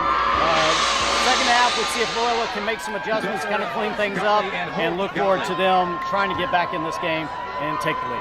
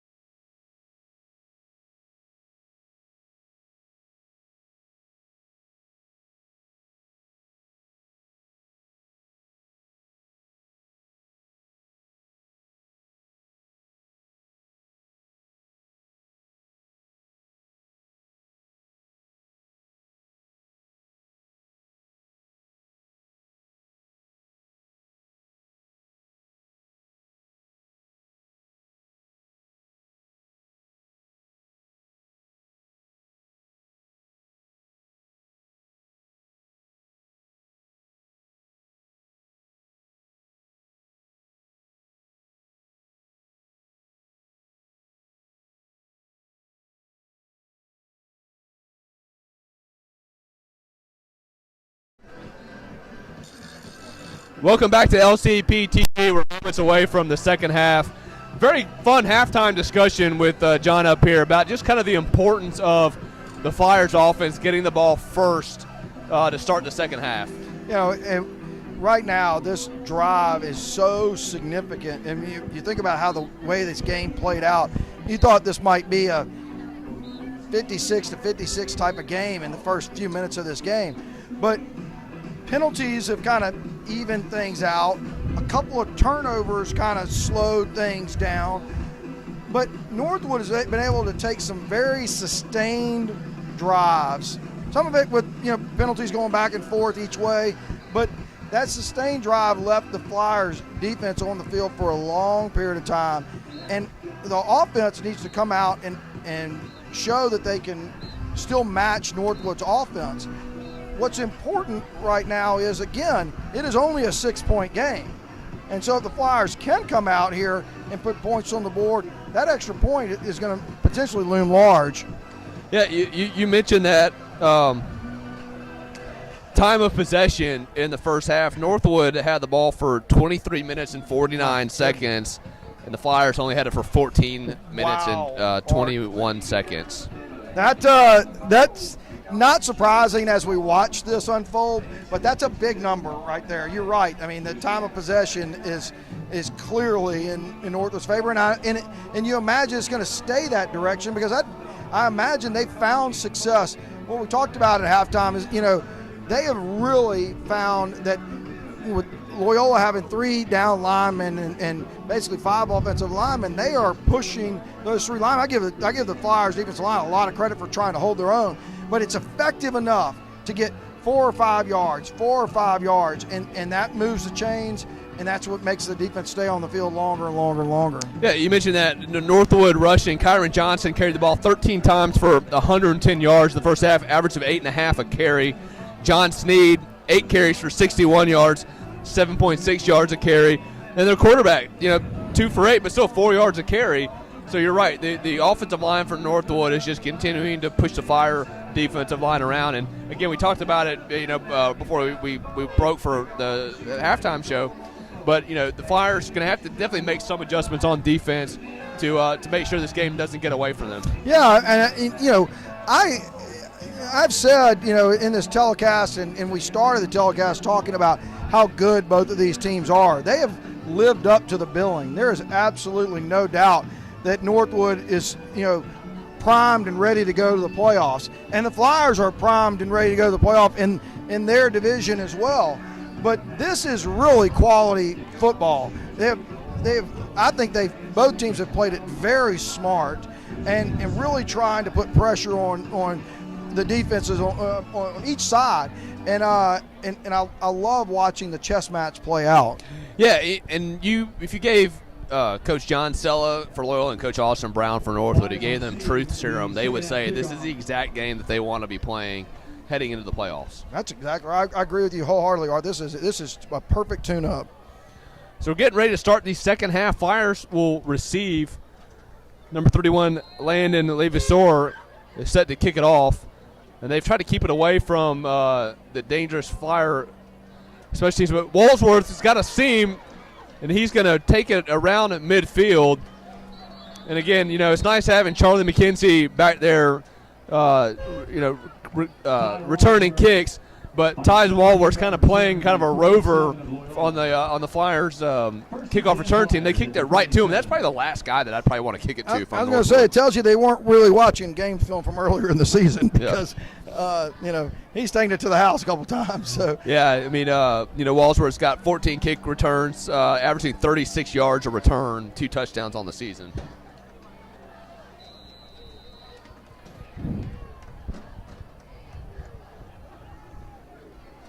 So Restovich will start the second half by handing it to Mason Drake. Mason Drake gets around the outsides, and he is shoved down, picks up about 4 on the play to the 50-yard line. So one of the things they did right there, Art, is they're trying to pull people.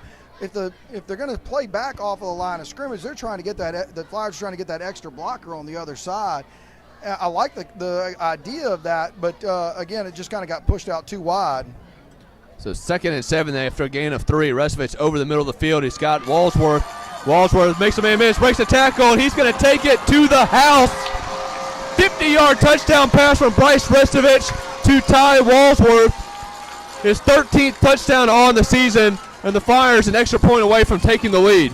Well, that is exactly what we talked about in 2 fronts. Number 1, we talked about the fact that they're only going to rush 2 people. We like the Bryce is staying right in the middle of the field, and they're not rolling him out. Gives him time to survey. And number 2, there's that pocket we keep talking about. He delivered it perfectly, and here is the opportunity to take the lead just on the extra point. Bonador for the extra point. Bonador sneaks it through, and the Flyers take a 21-20 lead. We'll send it down to Kyle Tanner on the sidelines. Kyle. All right, the Flyers strike fast here in the second half with a 50-yard pass from Bryce Restovich to Ty Wadsworth. Second play from scrimmage, they take the lead 21-20. So a great start to start the second half. Back to you upstairs. Thanks, Kyle. So, talked about time of possession right before second half. Flyers hold the ball for about 43 seconds to start the second half. But again, this puts the pressure back on Northwood to continue matching the Flyers scores. And you would have said in the second quarter that there were a lot of things actually kind of going against the Flyers in that quarter. And what's so interesting about that, Art, is that when you look at that and you say all these things were kind of going against it, looked like momentum was getting against us since late in the second quarter, and here we are up. It was a choice route. I saw an open field, so I ran a post. How important is it to start that fast? Very important. We started off real slow in the beginning of the game, so I think it's important to start off really fast in the second half and keep the momentum throughout the rest of the game. Good job, man. So there's a quick interview with Ty Walsworth on the sideline. While the interview is happening, some confusion. Flyers kicked it out of bounds, but I don't know if they're going to call it's like a false start penalty or an offsides penalty on the Flyers. So that'll back it up 5 to the 35-yard line. So again, Northwood should have pretty good field position to start their first possession of the second half.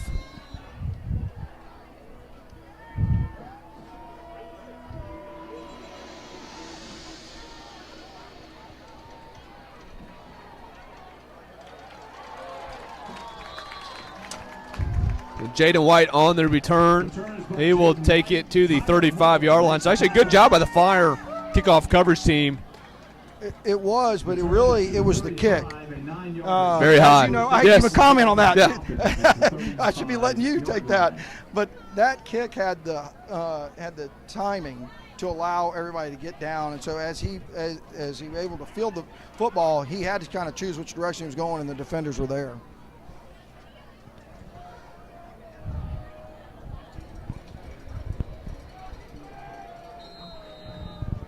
A very efficient Northwood offense takes the field. First attempt on 35, and no surprise, a handoff to Johnson. Johnson tries to break it outside, spin move, falls forward, picks up about 7 on the play, and they'll set up a 2nd and 3. So right there, give them 8 on it. The Flyers got to be careful right there. Fade Ivy came up, were able to get kicked out really easy and allow him to turn up. So he's got to make sure he stays flat right there. So the 2nd and 2. Hand off to Johnson. Johnson finds a hole, and he picks up the first down as he gets near his midfield. And Fade Ivy did exactly what he was supposed to do right there. Again, they pulled somebody around as a lead block. That time Fade Ivy held his ground, and he actually tried to tuck it up inside of that, and was able to get some help from the rest of the defenders. So here's that formation they've liked a lot. Johnson in the slot with Sneed in the backfield. They're going to actually great job by the Fire defense. That's a fantastic job. Is Johnson tried to cut it inside, and the Fire linebacker cut off the route. Number 18, Dominic Renato. That was really an exceptional job right there. The Flyers. We talked about changes. The Flyers are sending 4 now. They brought Fade Ivy up to play that, and so really did a very nice job. Oh, Johnson slips, and he'll be brought down for gain of about 1 on the play. Fantastic job by Fade Ivy taking on the lead block, making him take it to that to the outside and stay flat, and then Herky coming in. What a great tackle right there. That is textbook the way you want to play it right there, Art. So 3rd and 9 for the Falcons. Again, we'll see what Austin Brown decides to draw up here, as the Flyers have done a good job of trying to of taking away what they like to do.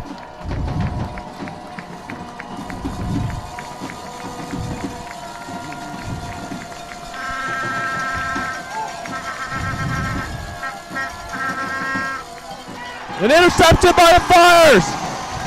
Number 44, Hayden Horton, with his 2nd interception of the year. Big turnover for the Flyers. I mean, to tell you, it's surprising, number one, for Northwood.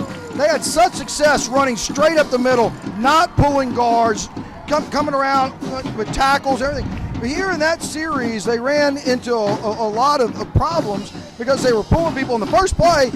Fade Ivy didn't play it very well. The next plays, he played it perfectly.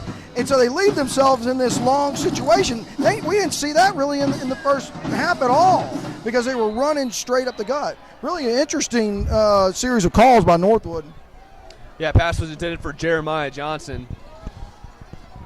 A great job by the Flyer defense. There's Restovich back to pass. Got plenty of time, and he's just going to dump it off to Brock Jeter. Brock Jeter has the first down and then some. He's shoved out of bounds at the 40-yard line.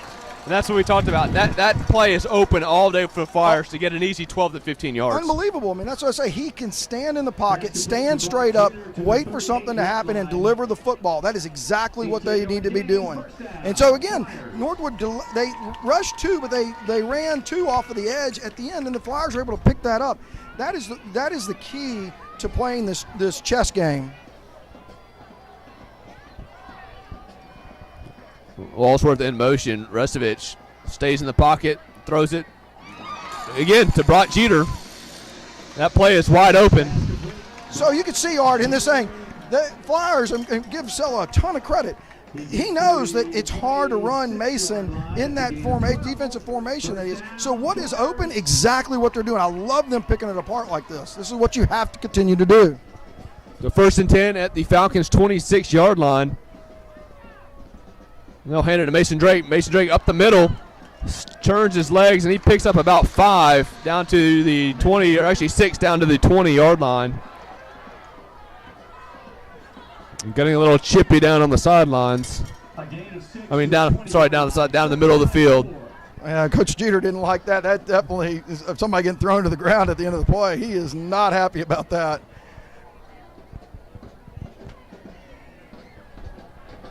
But again, what I really like about that, how difficult that is. With 2 down linemen, they ran inside him, so they were able to get their tackles to actually kick out right there. So 2nd and 4 after a gain of 6. Restovich, plenty of time to throw. Rolls to his left, directing traffic. He's going to take off and run. He makes his man fall down to the 10-yard line, to the 5. All the way down to the end zone. Touchdown, Bryce Restovich. An incredible 20-yard run to give the Flyers a 27-20 lead. I mean, we talked about it, and that's what's there. Unbelievable job by Bryce Restovich, but it comes from the fact that he is able to survey the entire defense. He sat there, waited for them to commit, then rolls out. It wasn't a rollout to where somebody could come and get in his face immediately. It's that delayed, and everybody is back, giving him the opportunity to be the athlete that he is. Fantastic job. Bonador on to attempt the extra point, and he knocks it through. Flyers up 28-20. We're going to send it down to Kyle Tanner on the sidelines. Kyle. All right, the Flyers get a big stop with a Hayden Horton interception, and then drive it down and finish it off with a Bryce Restovich 21-yard scramble and touchdown run. The Flyers extend their lead to 28-20 as we enter the middle of the 3rd quarter. Back to you upstairs. Thanks, Kyle. And again, another quick drive for the Flyers. 4 plays, 56 yards, incredible touchdown run by Restovich. And they have complete momentum here with 8:14 to go in the 3rd quarter. And they're taking what they've been given. That is what is key. they know that he can sit back in the pocket and throw the football. Good. When did you decide you? Hey, make sure you dry your hand. When did you decide you were gonna run it? Well, I felt their D lineman coming after me, and I know I was faster than them, so I just took my chance with it, and I saw what I could do with the ball. The receivers, they did their job to get open, but I wasn't really liking it, so I just kind of made it work with my feet. It worked in my favor. So. Kickoff is taken by Elijah Bell. All right, interview with Bryce Rushman back up into the booth. After a short kickoff, Northwood will take it at their own 49-yard line. Yeah, I think they wanted it a little deeper than that. Yeah. The front line should be able to catch that ball. You got to get that a little deeper. Johnson around the left side. He picks up about 5 on the play. Second 5. Again, right there, they're pulling tackles. It was a nice job by Alex Mitchell to actually take on the block and then actually make a tackle. Second and 5 at the 46.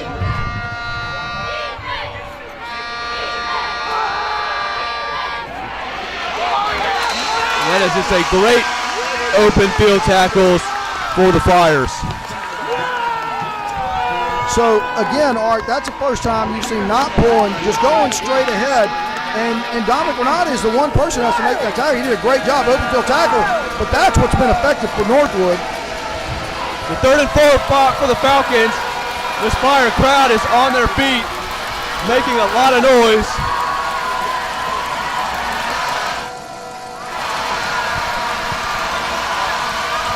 John Sneed in the backfield with Cervantes. Cervantes back to pass. He's going to throw it. The receiver falls down.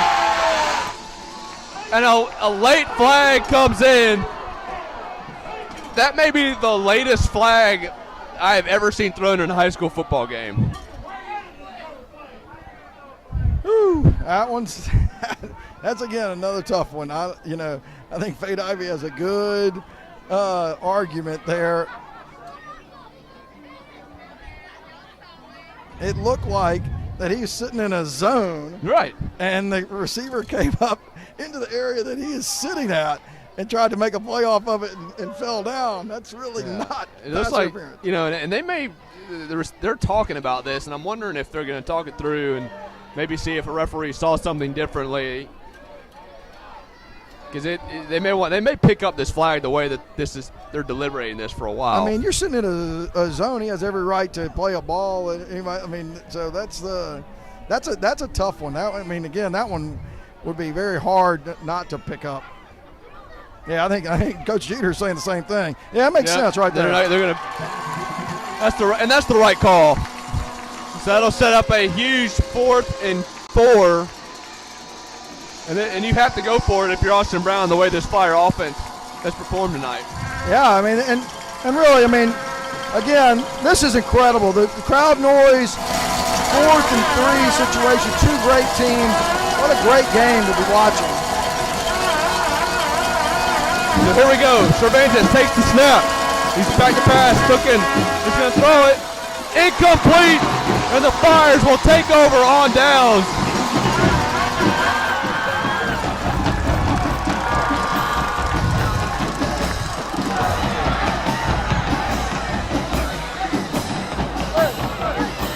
Looks like the Flyers are going to get a 15-yard penalty Well, we had a non-uniformed player in the middle of the field. That's going to get you 15 every time. Every time. And take that off. Take it off. That one's tough. Hey, take it off.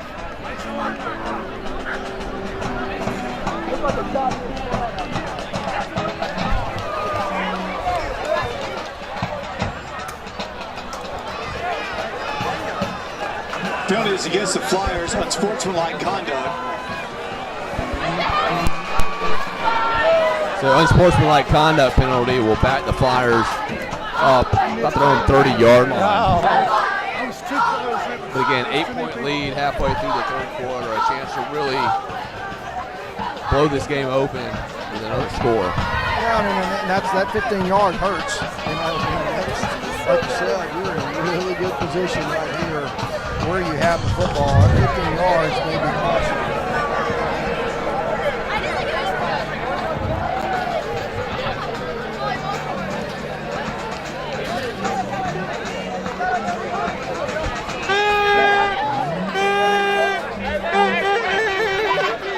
It'll be first and 10 at the 30-yard line.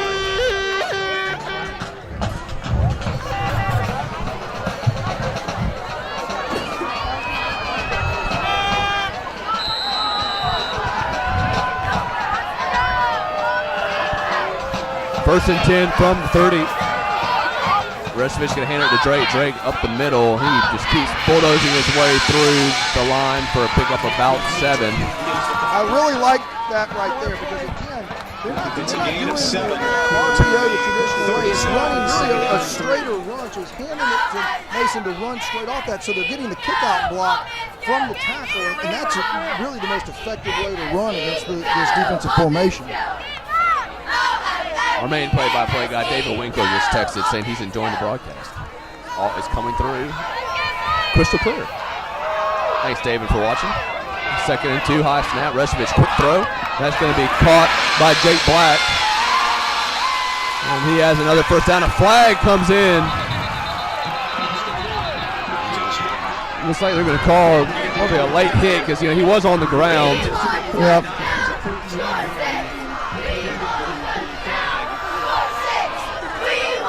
The Flyers celebrating. It's going to be against the Falcons.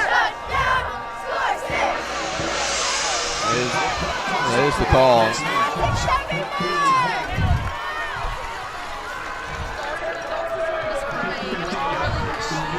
Yeah, that one's pretty easy to see. Yeah. That one's not going to be missed. No. Again, just a great pitch and catch by Restovich and Black there, making the handoff to Mason Drake. Just a quick RPO. He made the right read. And there's that little soft Another spot, big right first down game. Really, it's been wide open all day. You called it from early in the game.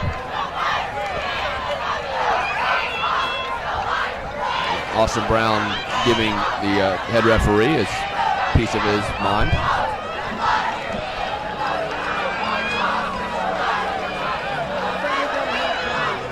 A special thanks to Highland Athletic Certified Athletes and Sportsmen for providing outstanding care to our fly athletes and helping them stay safe, strong, and ready to play.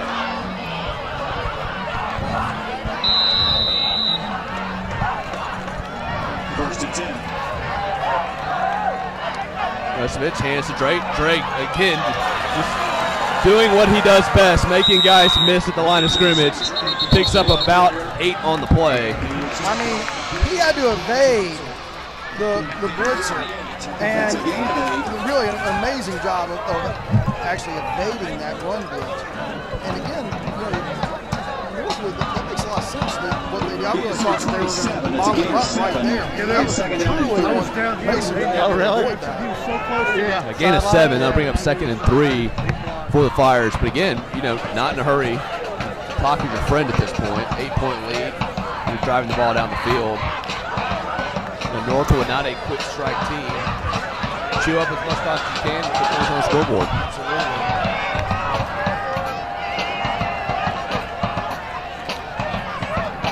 Restovich over the middle. That is tipped. But again, I like the fact that they took the play clock down to 1 before snapping it. They're using the entire clock. But you can see now, Northwood has realized that Loyola is trying to play these 2 down linemen. So right there now they've gotten 3 down linemen. They're playing it in tight. And so they're trying to take away those quick little dives now that Mason has been able to get over the last couple of plays.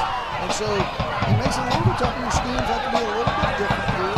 And here's where you can actually try to pull a guard if you need to try to get outside and kick those out. So 3rd and 3. Restovich back to pass. Quick throw to the left, and that's going to be caught by McKenzie, and he's going to have enough for the first down as he picks up about 6 on the play. I love that play right there again.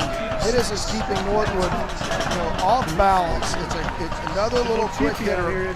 These two deep safeties are really Get something and knees them in the head. And so it's essentially a one-on-one situation when you're throwing those passes. So another 1st and 10 for the Flyers, and again, they can take this play clock all the way down to 1 and continue draining the play clock. They're draining the game clock.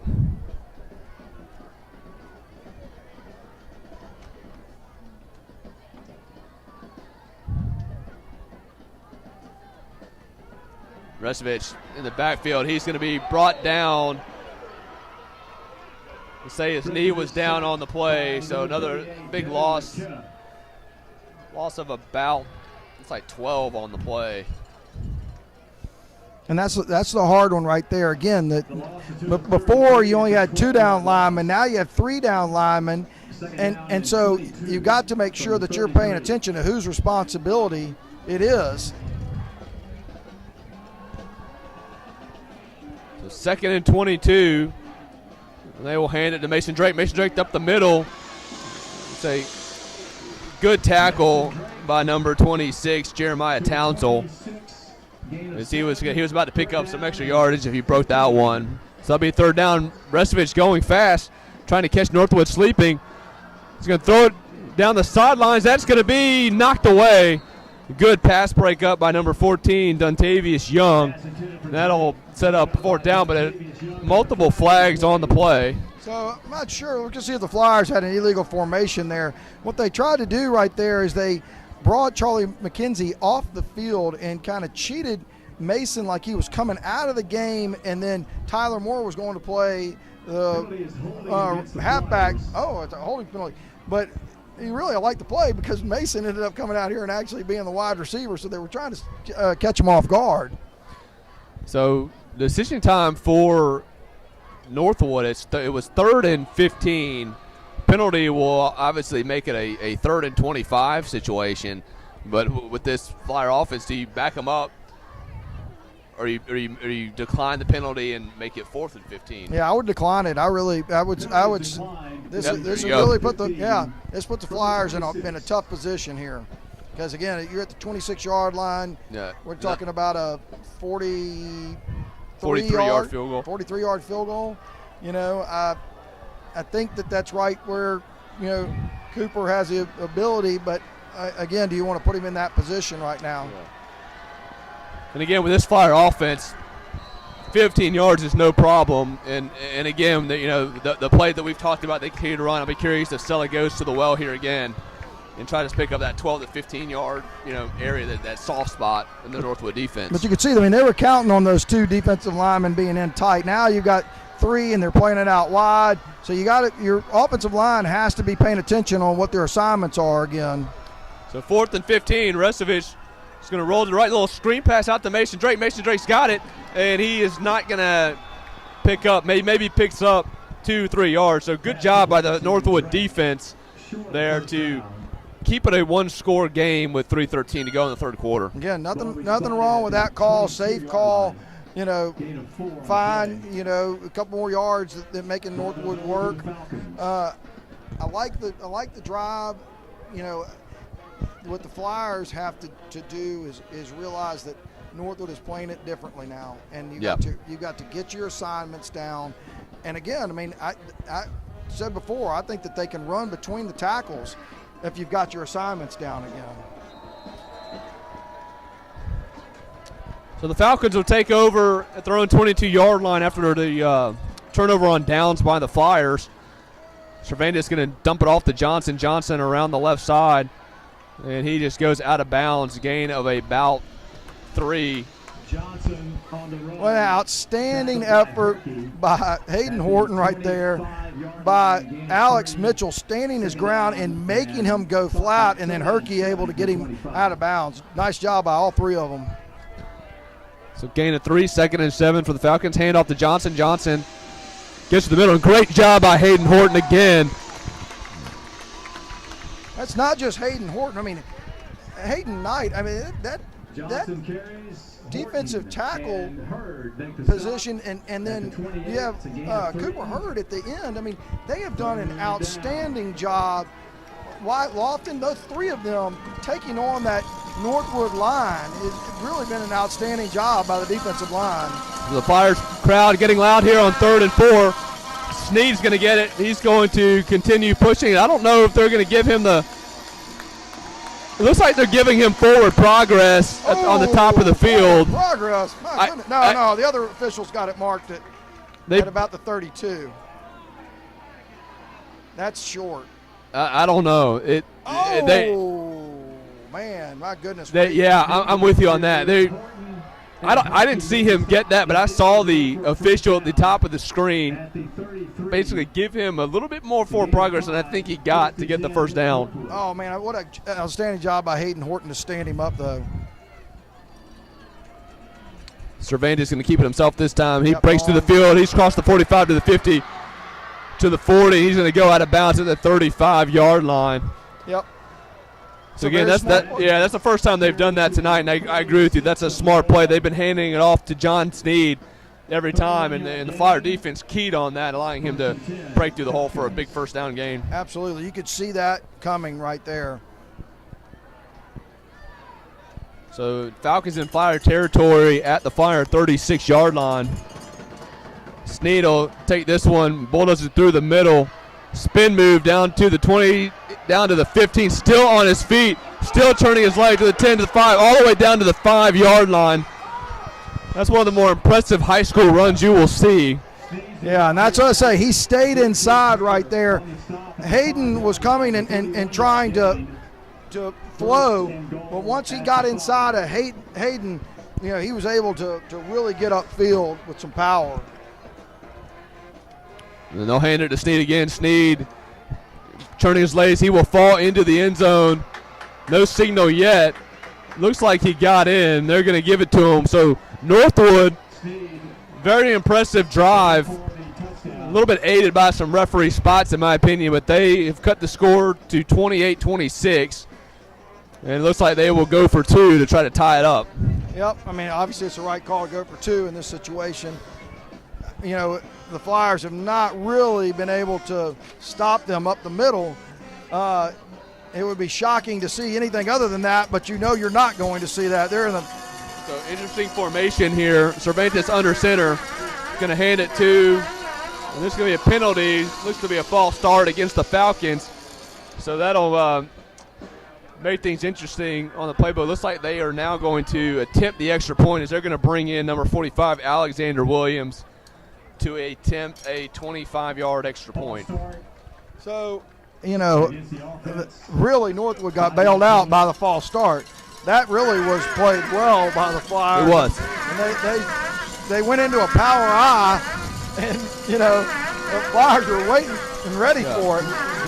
So it'll be a 27-yard extra point by Alexander Williams. And Brock Jeter blocked the last extra point attempt.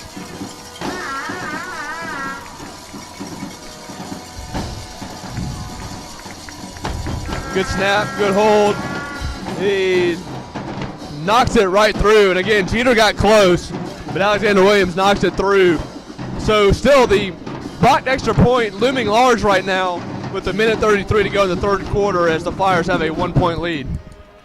Yeah, and again, that's huge at this point.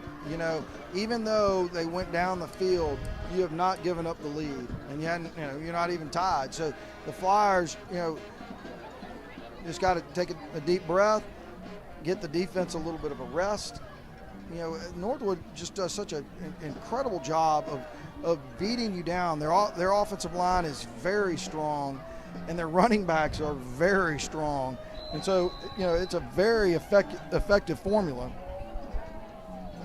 They kick it down the middle of the field again. Walsworth's going to pick it up. Walsworth's trying to find some space. He's going to break it to the outside, and he will be pushed out of bounds at the 35-yard line. So does a good job of picking up some extra yardage, and the Flyer offense will take over from there. One of the really interesting things about Ty Walsworth is his vision as well. He, whenever you see him fielding the football, he does not just make some reactionary move. He surveys, and then he has the speed to accelerate into the move that he's going to make. A really, a unique combination. Yeah. So the Flyer offense taking over, 1st and 10, their own 35. And Mason Drake just not in the backfield, and he will be brought down for a gain of for a loss of about 2, excuse me. See, that's what I was talking about. Here, this three defensive lineman set has changed the blocking pattern for the offensive line, and the nose guard has been able to get in and cause havoc. Yep. And you can't have that. You can still run against this 3-man front. Sometimes they're in tight, sometimes they're a little bit wide, and so you got to look for your gaps. So loss of 2 brings up a 2nd and 10. Restovich back to pass. Plenty of time. Rolls to his right. Jake Black falls down, so he's looking for. Picks heads back up for the catch.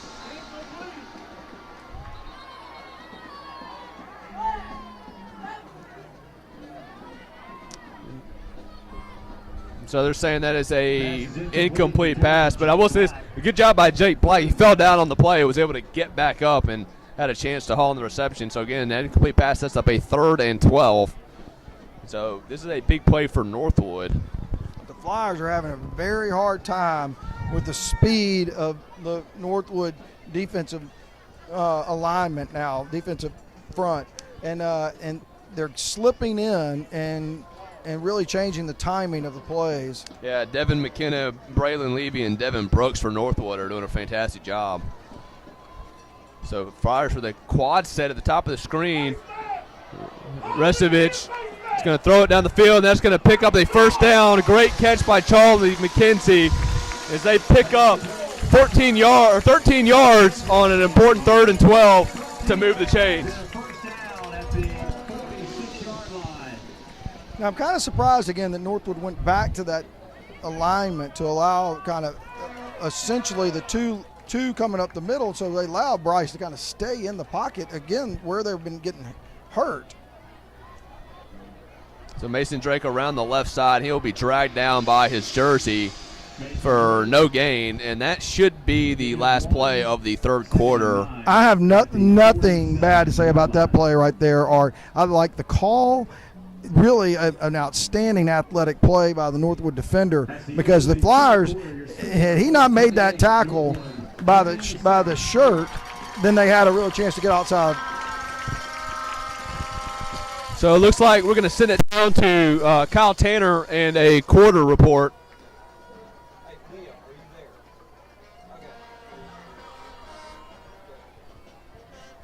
We enter the 4th quarter, and Flyers are hanging on to that 1-point advantage. They're driving right now.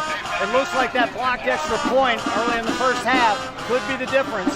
That looms large as North DeSoto scored, but wasn't able to convert on a 2-point conversion due to the penalty, forcing them to go and settle for 1. So the Flyers driving right now. Let's go see what happens in the 4th. Back to y'all. Thanks, Kyle. So the Flyers, 1-point lead heading into the 4th quarter, 28-27. Picked up 1 yard on the Mason Drake run, so they'll have a 2nd and 9. But John, what an entertaining ball game to end the regular season. It was so entertaining to watch North DeSoto and Loyola play last weekend. It was just high scoring. There were athletes all over the place. It is the same thing in this game. I mean, Northwood is so well coached, and they've got athletes. It goes back to what you said at the beginning of the telecast. If he believes that this is one of his best teams, I believe it. So 2nd and 9, Restovich going quick over the middle to Walsworth. Walsworth makes a man miss. It's now a foot race to the 40, 35, 30, 25, 20, 15, 10. Time. Walsworth to the house. Flag on the play. And it looks like this one's probably coming back the way the Flyers offense is reacting. But what an incredible run by Ty Walsworth. We've seen 2 huge plays tonight. The Mason Drake bubble screen pass, and then this one get called back by holding calls. Looks like it was downfield.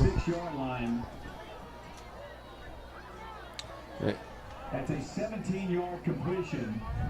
You're right. So they're going to give the 8-yard difference. So set up a 2nd and 1 for the Flyers at the Northwood 46-yard line. Woo, but wow, another huge play. Yeah. But my goodness, the speed from Ty Woolsworth. Yeah, I mean, again, we talked about that, about how the middle of that defense, and you've got to be able to throw with accuracy, and he did. He caught Ty on the run, and then, like we talked about before, his vision, he had to make a couple of moves. He had to see the field, and then the acceleration afterwards. The 2nd and 1, hand off to Mason Drake, and he is just going to be stuffed at the line of scrimmage. They're going to have a loss of 1 on the play, so that'll set up a 3rd and 3 again. Good job by that Northwood defensive line. Yeah, that one I'm not. That one's a hard one again, because you're trying to go at this line with basically an RPO where they know that Bryce isn't going to really run. So it's really kind of a run blitz at Mason, and so that's got to be a quick hitter if you're gonna try to get yards like that with that defensive formation. You got to be able to turn out quickly and just get upfield. And the Flyers are going to take a timeout. The first one burned in the second half with 11:06 to go in the fourth quarter. Again, it's 2-down territory in my opinion. Well, actually, I don't know. Based on this play, I mean, if you get a 4th and 1 opportunity, I may try to go for it. What would you do? Right here, you had a really effective play earlier in the same situation where you ran Charlie McKenzie flat. That's not a bad idea here on 3rd down. It never surprises me on these 3rd and shorts that you have a situation where you shot down the field. But, the way Northwood's been playing this, where the safeties are so far back, the thing you don't want to do is bring them into the game. They've been very effective with their one-on-one situation short. You saw Ty just get a quick reception there. We've seen Charlie get the quick receptions. We've seen Jake get quick receptions. We've seen Brock get the quick receptions on those outs. I'd be looking for something along those lines. Just given the situation. That might be what you're getting right here with Charlie on the inside. 3rd and 3. He's got a first down there. He's got it. Yeah, he's got plenty of room to run around the left side, and he will pick up the first down. Great job by Restovich, immediately seeing that he's got room around the left side, and he took off for the first down. Brilliant drive, sustaining, athletic. I mean, you cannot say enough about the wisdom of what he just did right there. And he made Northwood respect the fact that he was going to pass that football, which of course he was looking to do, but he surveyed the field, which he should do, and figured out that was the best option. You're right. That's just a veteran play by a guy that's played a lot of games for the Flyers at quarterback. So 1st and 10.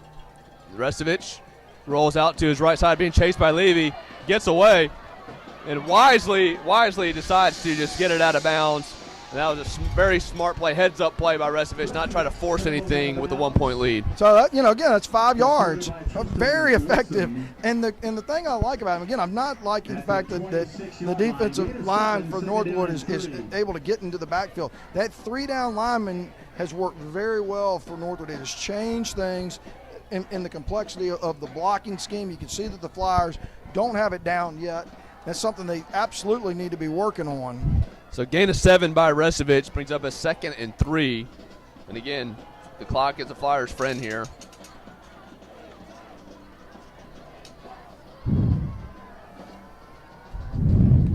Oh, Restovich with the pop pass to Ty Hillsworth Ty around the outside.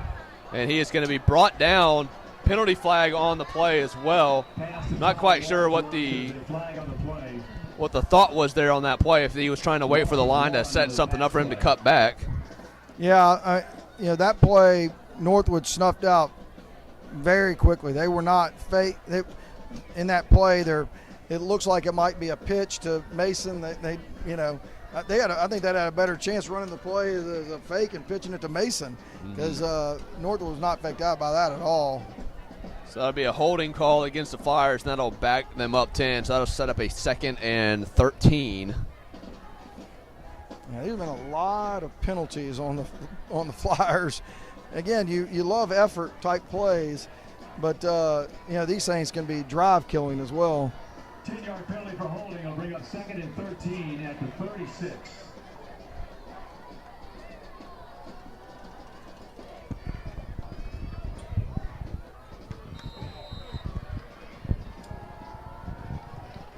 Yeah, Flyers 10 penalties already for 118 yards. 2nd and 13, Resevich. He's got nowhere to go. He's going to be brought down. 2 flags on the play. Resevich sacked by number 2, Gage Loomis. Flags on the play. So another holding against the Flyers. So that'll, if they decide to take it, it'll be a 3rd and 20 or a 2nd and 23. Well, again, Northwood is defensive line is eating up the Flyers' offensive line in this formation, and they are slipping through, and they're causing Bryce all kinds of problems. And Bryce doing the right thing and getting what he can out of a play. Right, and so Austin Brown is trying to get some more clarification on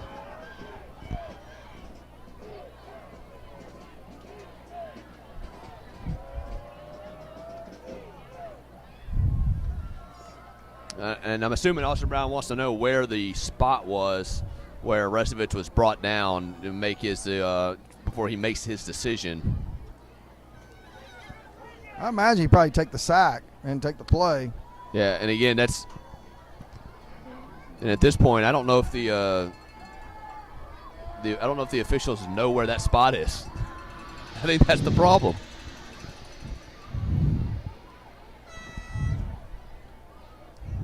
Yep, that is the problem. The ball was at the 36-yard line, and Resevich was brought down probably around, I would assume, I think from up here maybe the 39 or 40.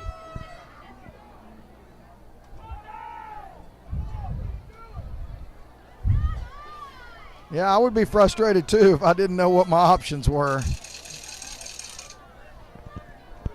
And it looks like they're gonna back them up. No, actually no, it looks like they're gonna decline it. This should be a 3-yard loss on the play. Brings up 3rd and 16 from the 39. So after a long discussion, 3rd and 16 for the Flyers, their own 39-yard line. 3 wide receivers to the top of the screen, Jake Black at the bottom. Flyers have done a great job picking up these 3rd and longs all night. Let's see if they have another one in the playbook. Resevich looking to the left. He's going to throw it over the middle. An incomplete pass. He had an open McKenzie. That's incomplete, and the Flyers will punt it back to the Falcons. Yeah, I like the play. That play was there. Mason Drake did a really nice job of giving Bryce that extra couple of seconds and picking up the Northwood defender. So, I mean, that was what you wanted right there. Yeah, pass just a little bit to the left of McKenzie. You're right. He sat in that zone. He kind of had it picked up if he was able to haul that in.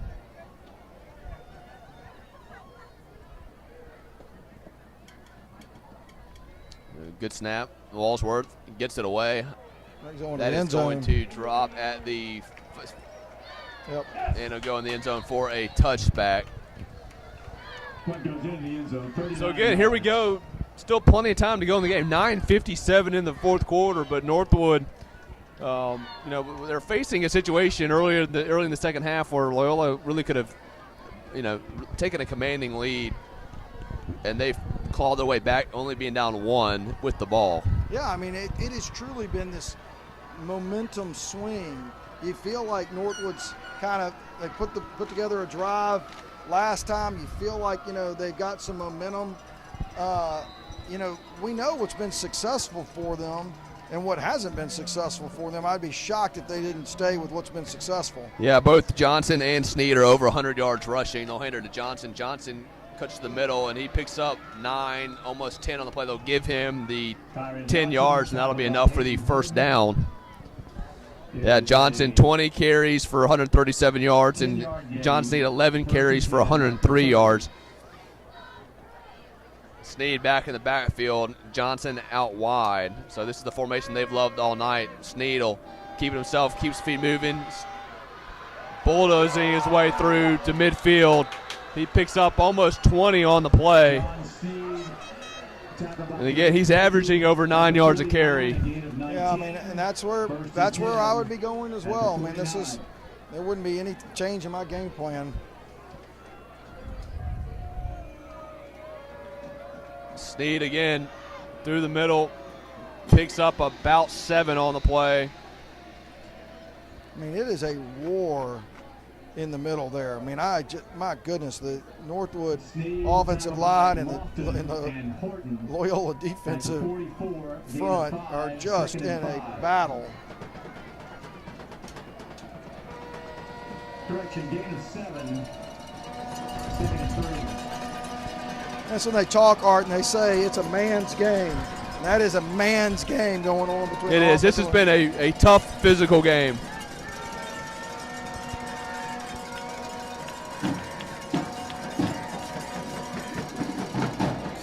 Snead runs right into a wall of fire defenders, and again, I don't understand these spots that the referee's giving them. Oh my goodness. I didn't think he picked up a yard. It looks like they gave him a 2-yard gain. Woo! I agree with you on that one, but again, what a war right there. I mean, the defensive line stood their ground. Yeah. So 3rd and 1 for the Falcons. You got to assume the ball's going to Snead. It does, and he picks up the first down. He's across the 40, down to the 39-yard line. I mean, I don't know what else you can say about Cooper Hurd, Hayden Knight, and Wyatt Lofton on that front line. They are taking on some impressive blocking and doing a fantastic job. I mean, that is a big running back, and for you to close down a hole with that many offensive linemen trying to open a hole, that's impressive. Yep. So 1st and 10, the Flyer 39-yard line. Cervania's going to keep it himself, and he will pick up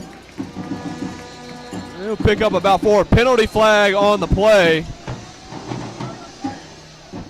And this looks like this might be against Northwood, number 72, Michael Robertson. That sure came way downfield. Yeah.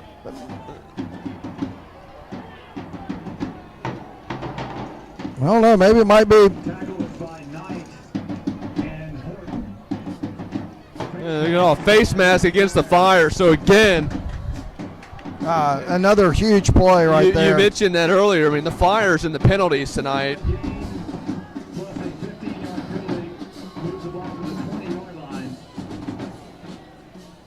Fire's up 11 penalties, over 130 yards in penalties tonight against the Flyers. And they have been huge. And again, this momentum swing back and forth, the defense making it hard on Northwood's offense for a moment, and then you have something like that. So 1st and 10, Snead on the left side just runs over.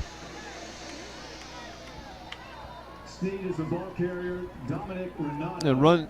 And so Dominic Renato, good tackle. At the 14-yard Yeah, Dominic Renato, and I think that was Alex Mitchell on that side holding the receiver up to make him cut inside and allow Dominic to make that tackle. A really nice job on that part.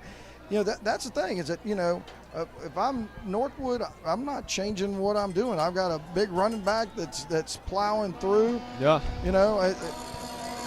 Yeah, he picks up 6 on the play. 2nd and 4.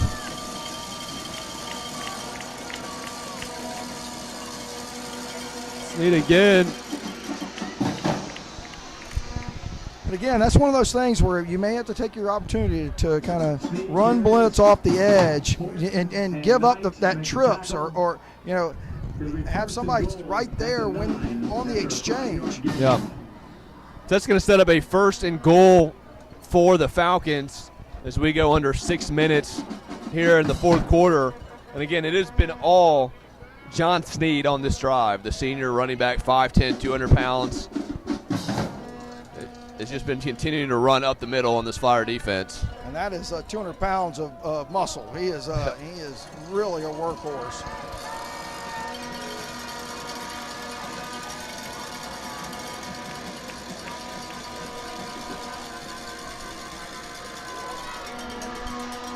That's exactly what I was talking about right there, Art. Absolutely. Great job by the Flyer defense. I like that very much. You run at it, you run at that exchange, you cannot sit back at this point. You've got to take a chance. Second and goal. So 2nd and goal for Northwood.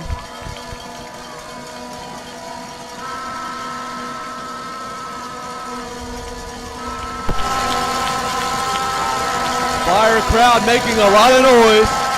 Cervantes takes the snap, hands it, so he's going to keep it himself. Makes the middle, and he's not going to get any yardage. He maybe gets 2 on the play.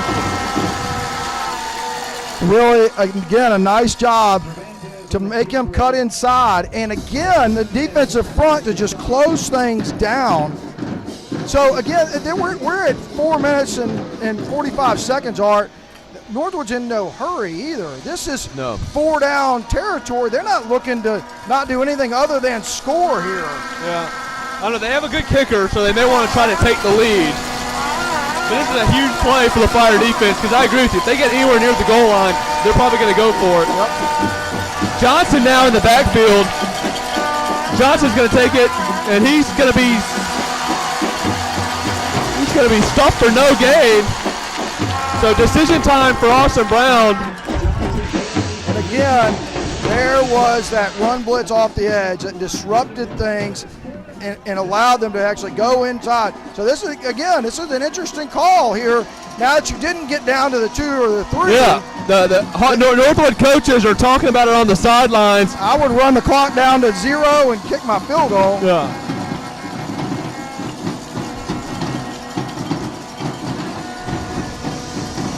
This would be shocking to go for this. Absolutely. And they're not. It's not with 7 seconds left. They're not going for anything.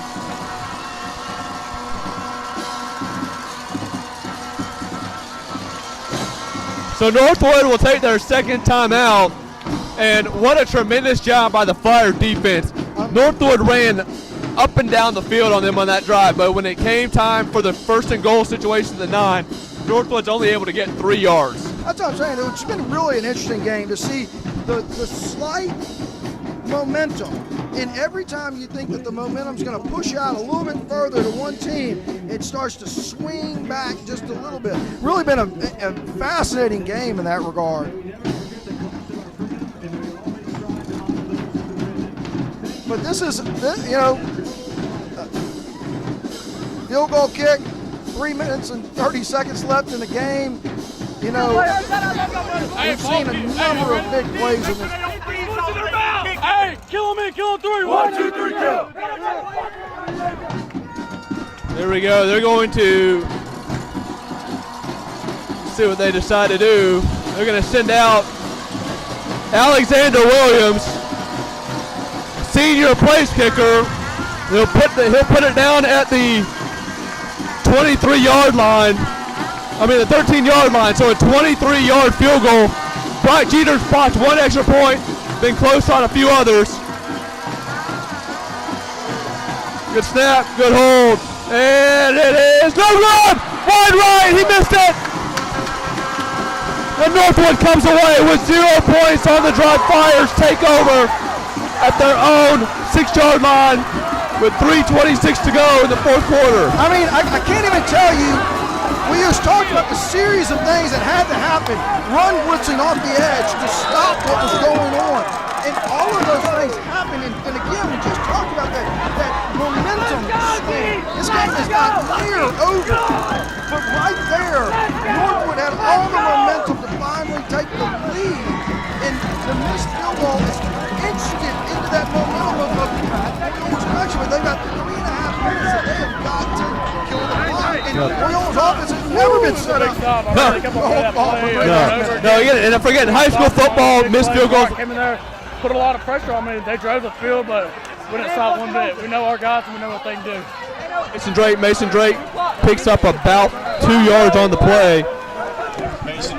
Again, this would be a perfect time in this argument to let Bryce hold the football, because you can guarantee that Northwood is thinking they're running the clock down and trying to waste all the time that they can. And so you can expect that they're going to try to go to Mason just got up the middle. It'd be a perfect time to actually have him try to come down the edge. Now, not in this formation. I wouldn't want to do it in a triple formation, but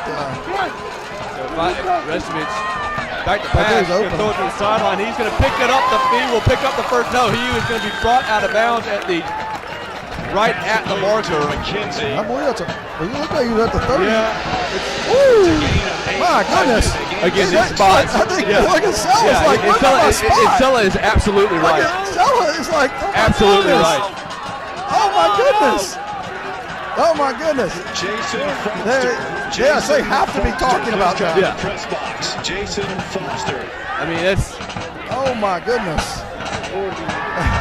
Sella has it right. And again, he moves it 1 foot. But still, 3rd and short. Woo! Wait till the time runs. Wait, why in the clock? If he's in, is he in? He was out of bounds. He was out of bounds on the play. Okay. Yeah. So 2:40 to go. Woo. Big 3rd and 1. I think Sella's probably going to call a timeout here. Yeah, he said play clock underneath 6. Restovich going to keep it, and he's going to pick up the first down. He goes down. Smart play by Bryce Restovich. Love it, Bart. Love it. I love that call. As that'll momentarily stop the clock to move the chains. Flyers pick up the first down, up 28-27. Northwood. What a phenomenal call. Loved it. I've talked about that in the play before. I mean, perfect. You called it. That is perfect.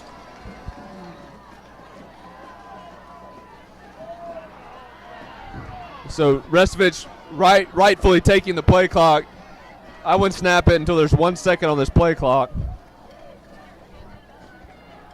Takes it Drake, and he is brought down a gain of maybe a yard, and then Northwood will burn one of their 2 timeouts. So Northwood can stop the clock one more time. So the Flyers just need 1 first down to end it. You know, and again, that's a play right there. You could bet a 90% chance that play is going to be your first down play, and Northwood's just sitting on it, and so Mason didn't really have a chance to do anything with it. It's a safe play, and no problem with that. But the Flyers still need to, eat up clock, make them use their next time out, and then they'll be down to 3rd down, and they can eat up, a little bit more time. But there's still, the Flyers don't get a first down. There's still a little bit. Northwood would have some time to maybe get into field goal range. Yep.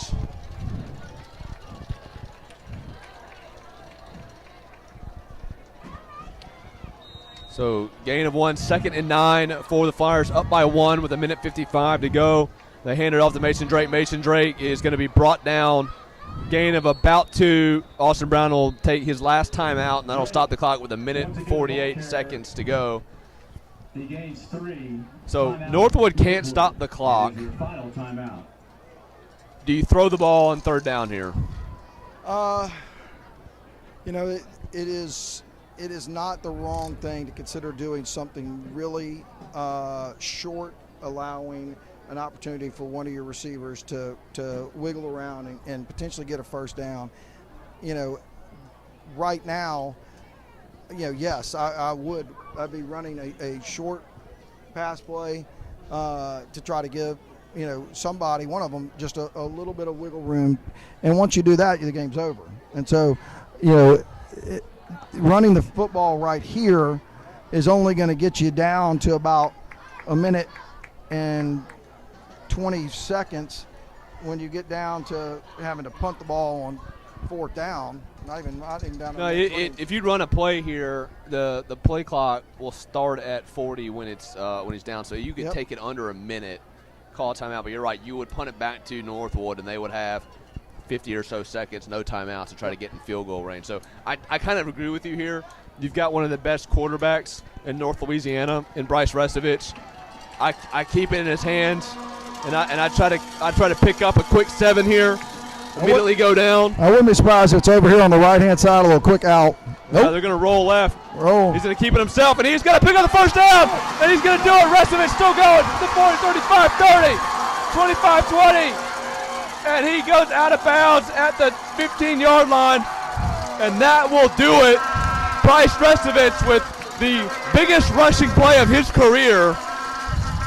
Wow. It's going to allow the Flyers to come away with a huge victory over a very, very good Northwood Falcons team on senior night in front of a amazing crowd here at Mesmer Stadium. That was the best call. What a fantastic call by Coach Sella. That is about as good as it gets right there. And, man, what an athletic play again by Bryce Restovich. It is so fun to watch him in the open field because you sit there and watch him sit in the pocket, sit in the pocket, sit in the pocket. But in these last couple of weeks, we have seen him in the open field, and, man, is he an athlete. I mean, that was a fantastic run right there, which easily could have been finished at about 10 yards or 15 yards. And then he breaks through and had the speed to get, 35, 40 yards. And, even at the end, he stayed in bounds a little bit, push him out of bounds. Might have been a little bit of, showmanship on that, but that's okay. That's okay. You got the first down. More importantly, you're going to come away with a huge victory as the Flyers are going to be in victory formation. We'll finish the regular season 9-1. We'll wrap up a first-round bye in the playoffs. So it'll be a fun Sunday afternoon as the playoff bracket comes out. Flyers will see who their potential opponent will be back at Mesmer Stadium in 2 weeks. Yeah, we talked about at the very beginning of this telecast about North DeSoto and Northwood being the echelon of 1-4A, and to know that you're right there in that range really makes you feel good going into the playoffs. That's 2 4A teams that are really, really good and expect to go deep in their own playoff brackets, and you hung with them. Restovich takes a knee. So it looks like he will just have to snap it one more time. Yep.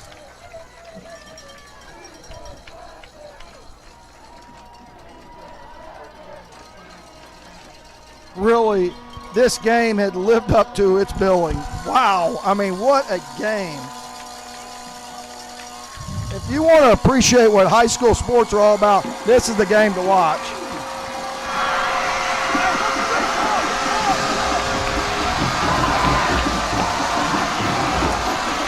So what a night for the Flyers offense. Some quick stats for you. Bryce Restovich, 21 for 36, 293 yards and 3 touchdowns. Also carried the ball 11 times, 81 yards. Long of 48 with a touchdown. Mason Drake, 21 carries for 68 yards. Charlie McKenzie, 9 catches, 96 yards. Just an all-around great performance by the Fire offense and the Fire defense. We'll see you in 2 weeks back here at Mesmer Stadium for the second round of the playoffs. Flyers will be hosting a home game. For John Carmody, for Tillman Brown, our producer, Annalie Turner on the main camera upstairs, Mark Bernard with the sideline camera, Kyle Tanner doing a great job. He's the best sideline reporter in the game. I'm Art Carmody, signing off from Mesmer Stadium. The Flyers, a huge 28-27 victory over the Northwood Falcons. Good night.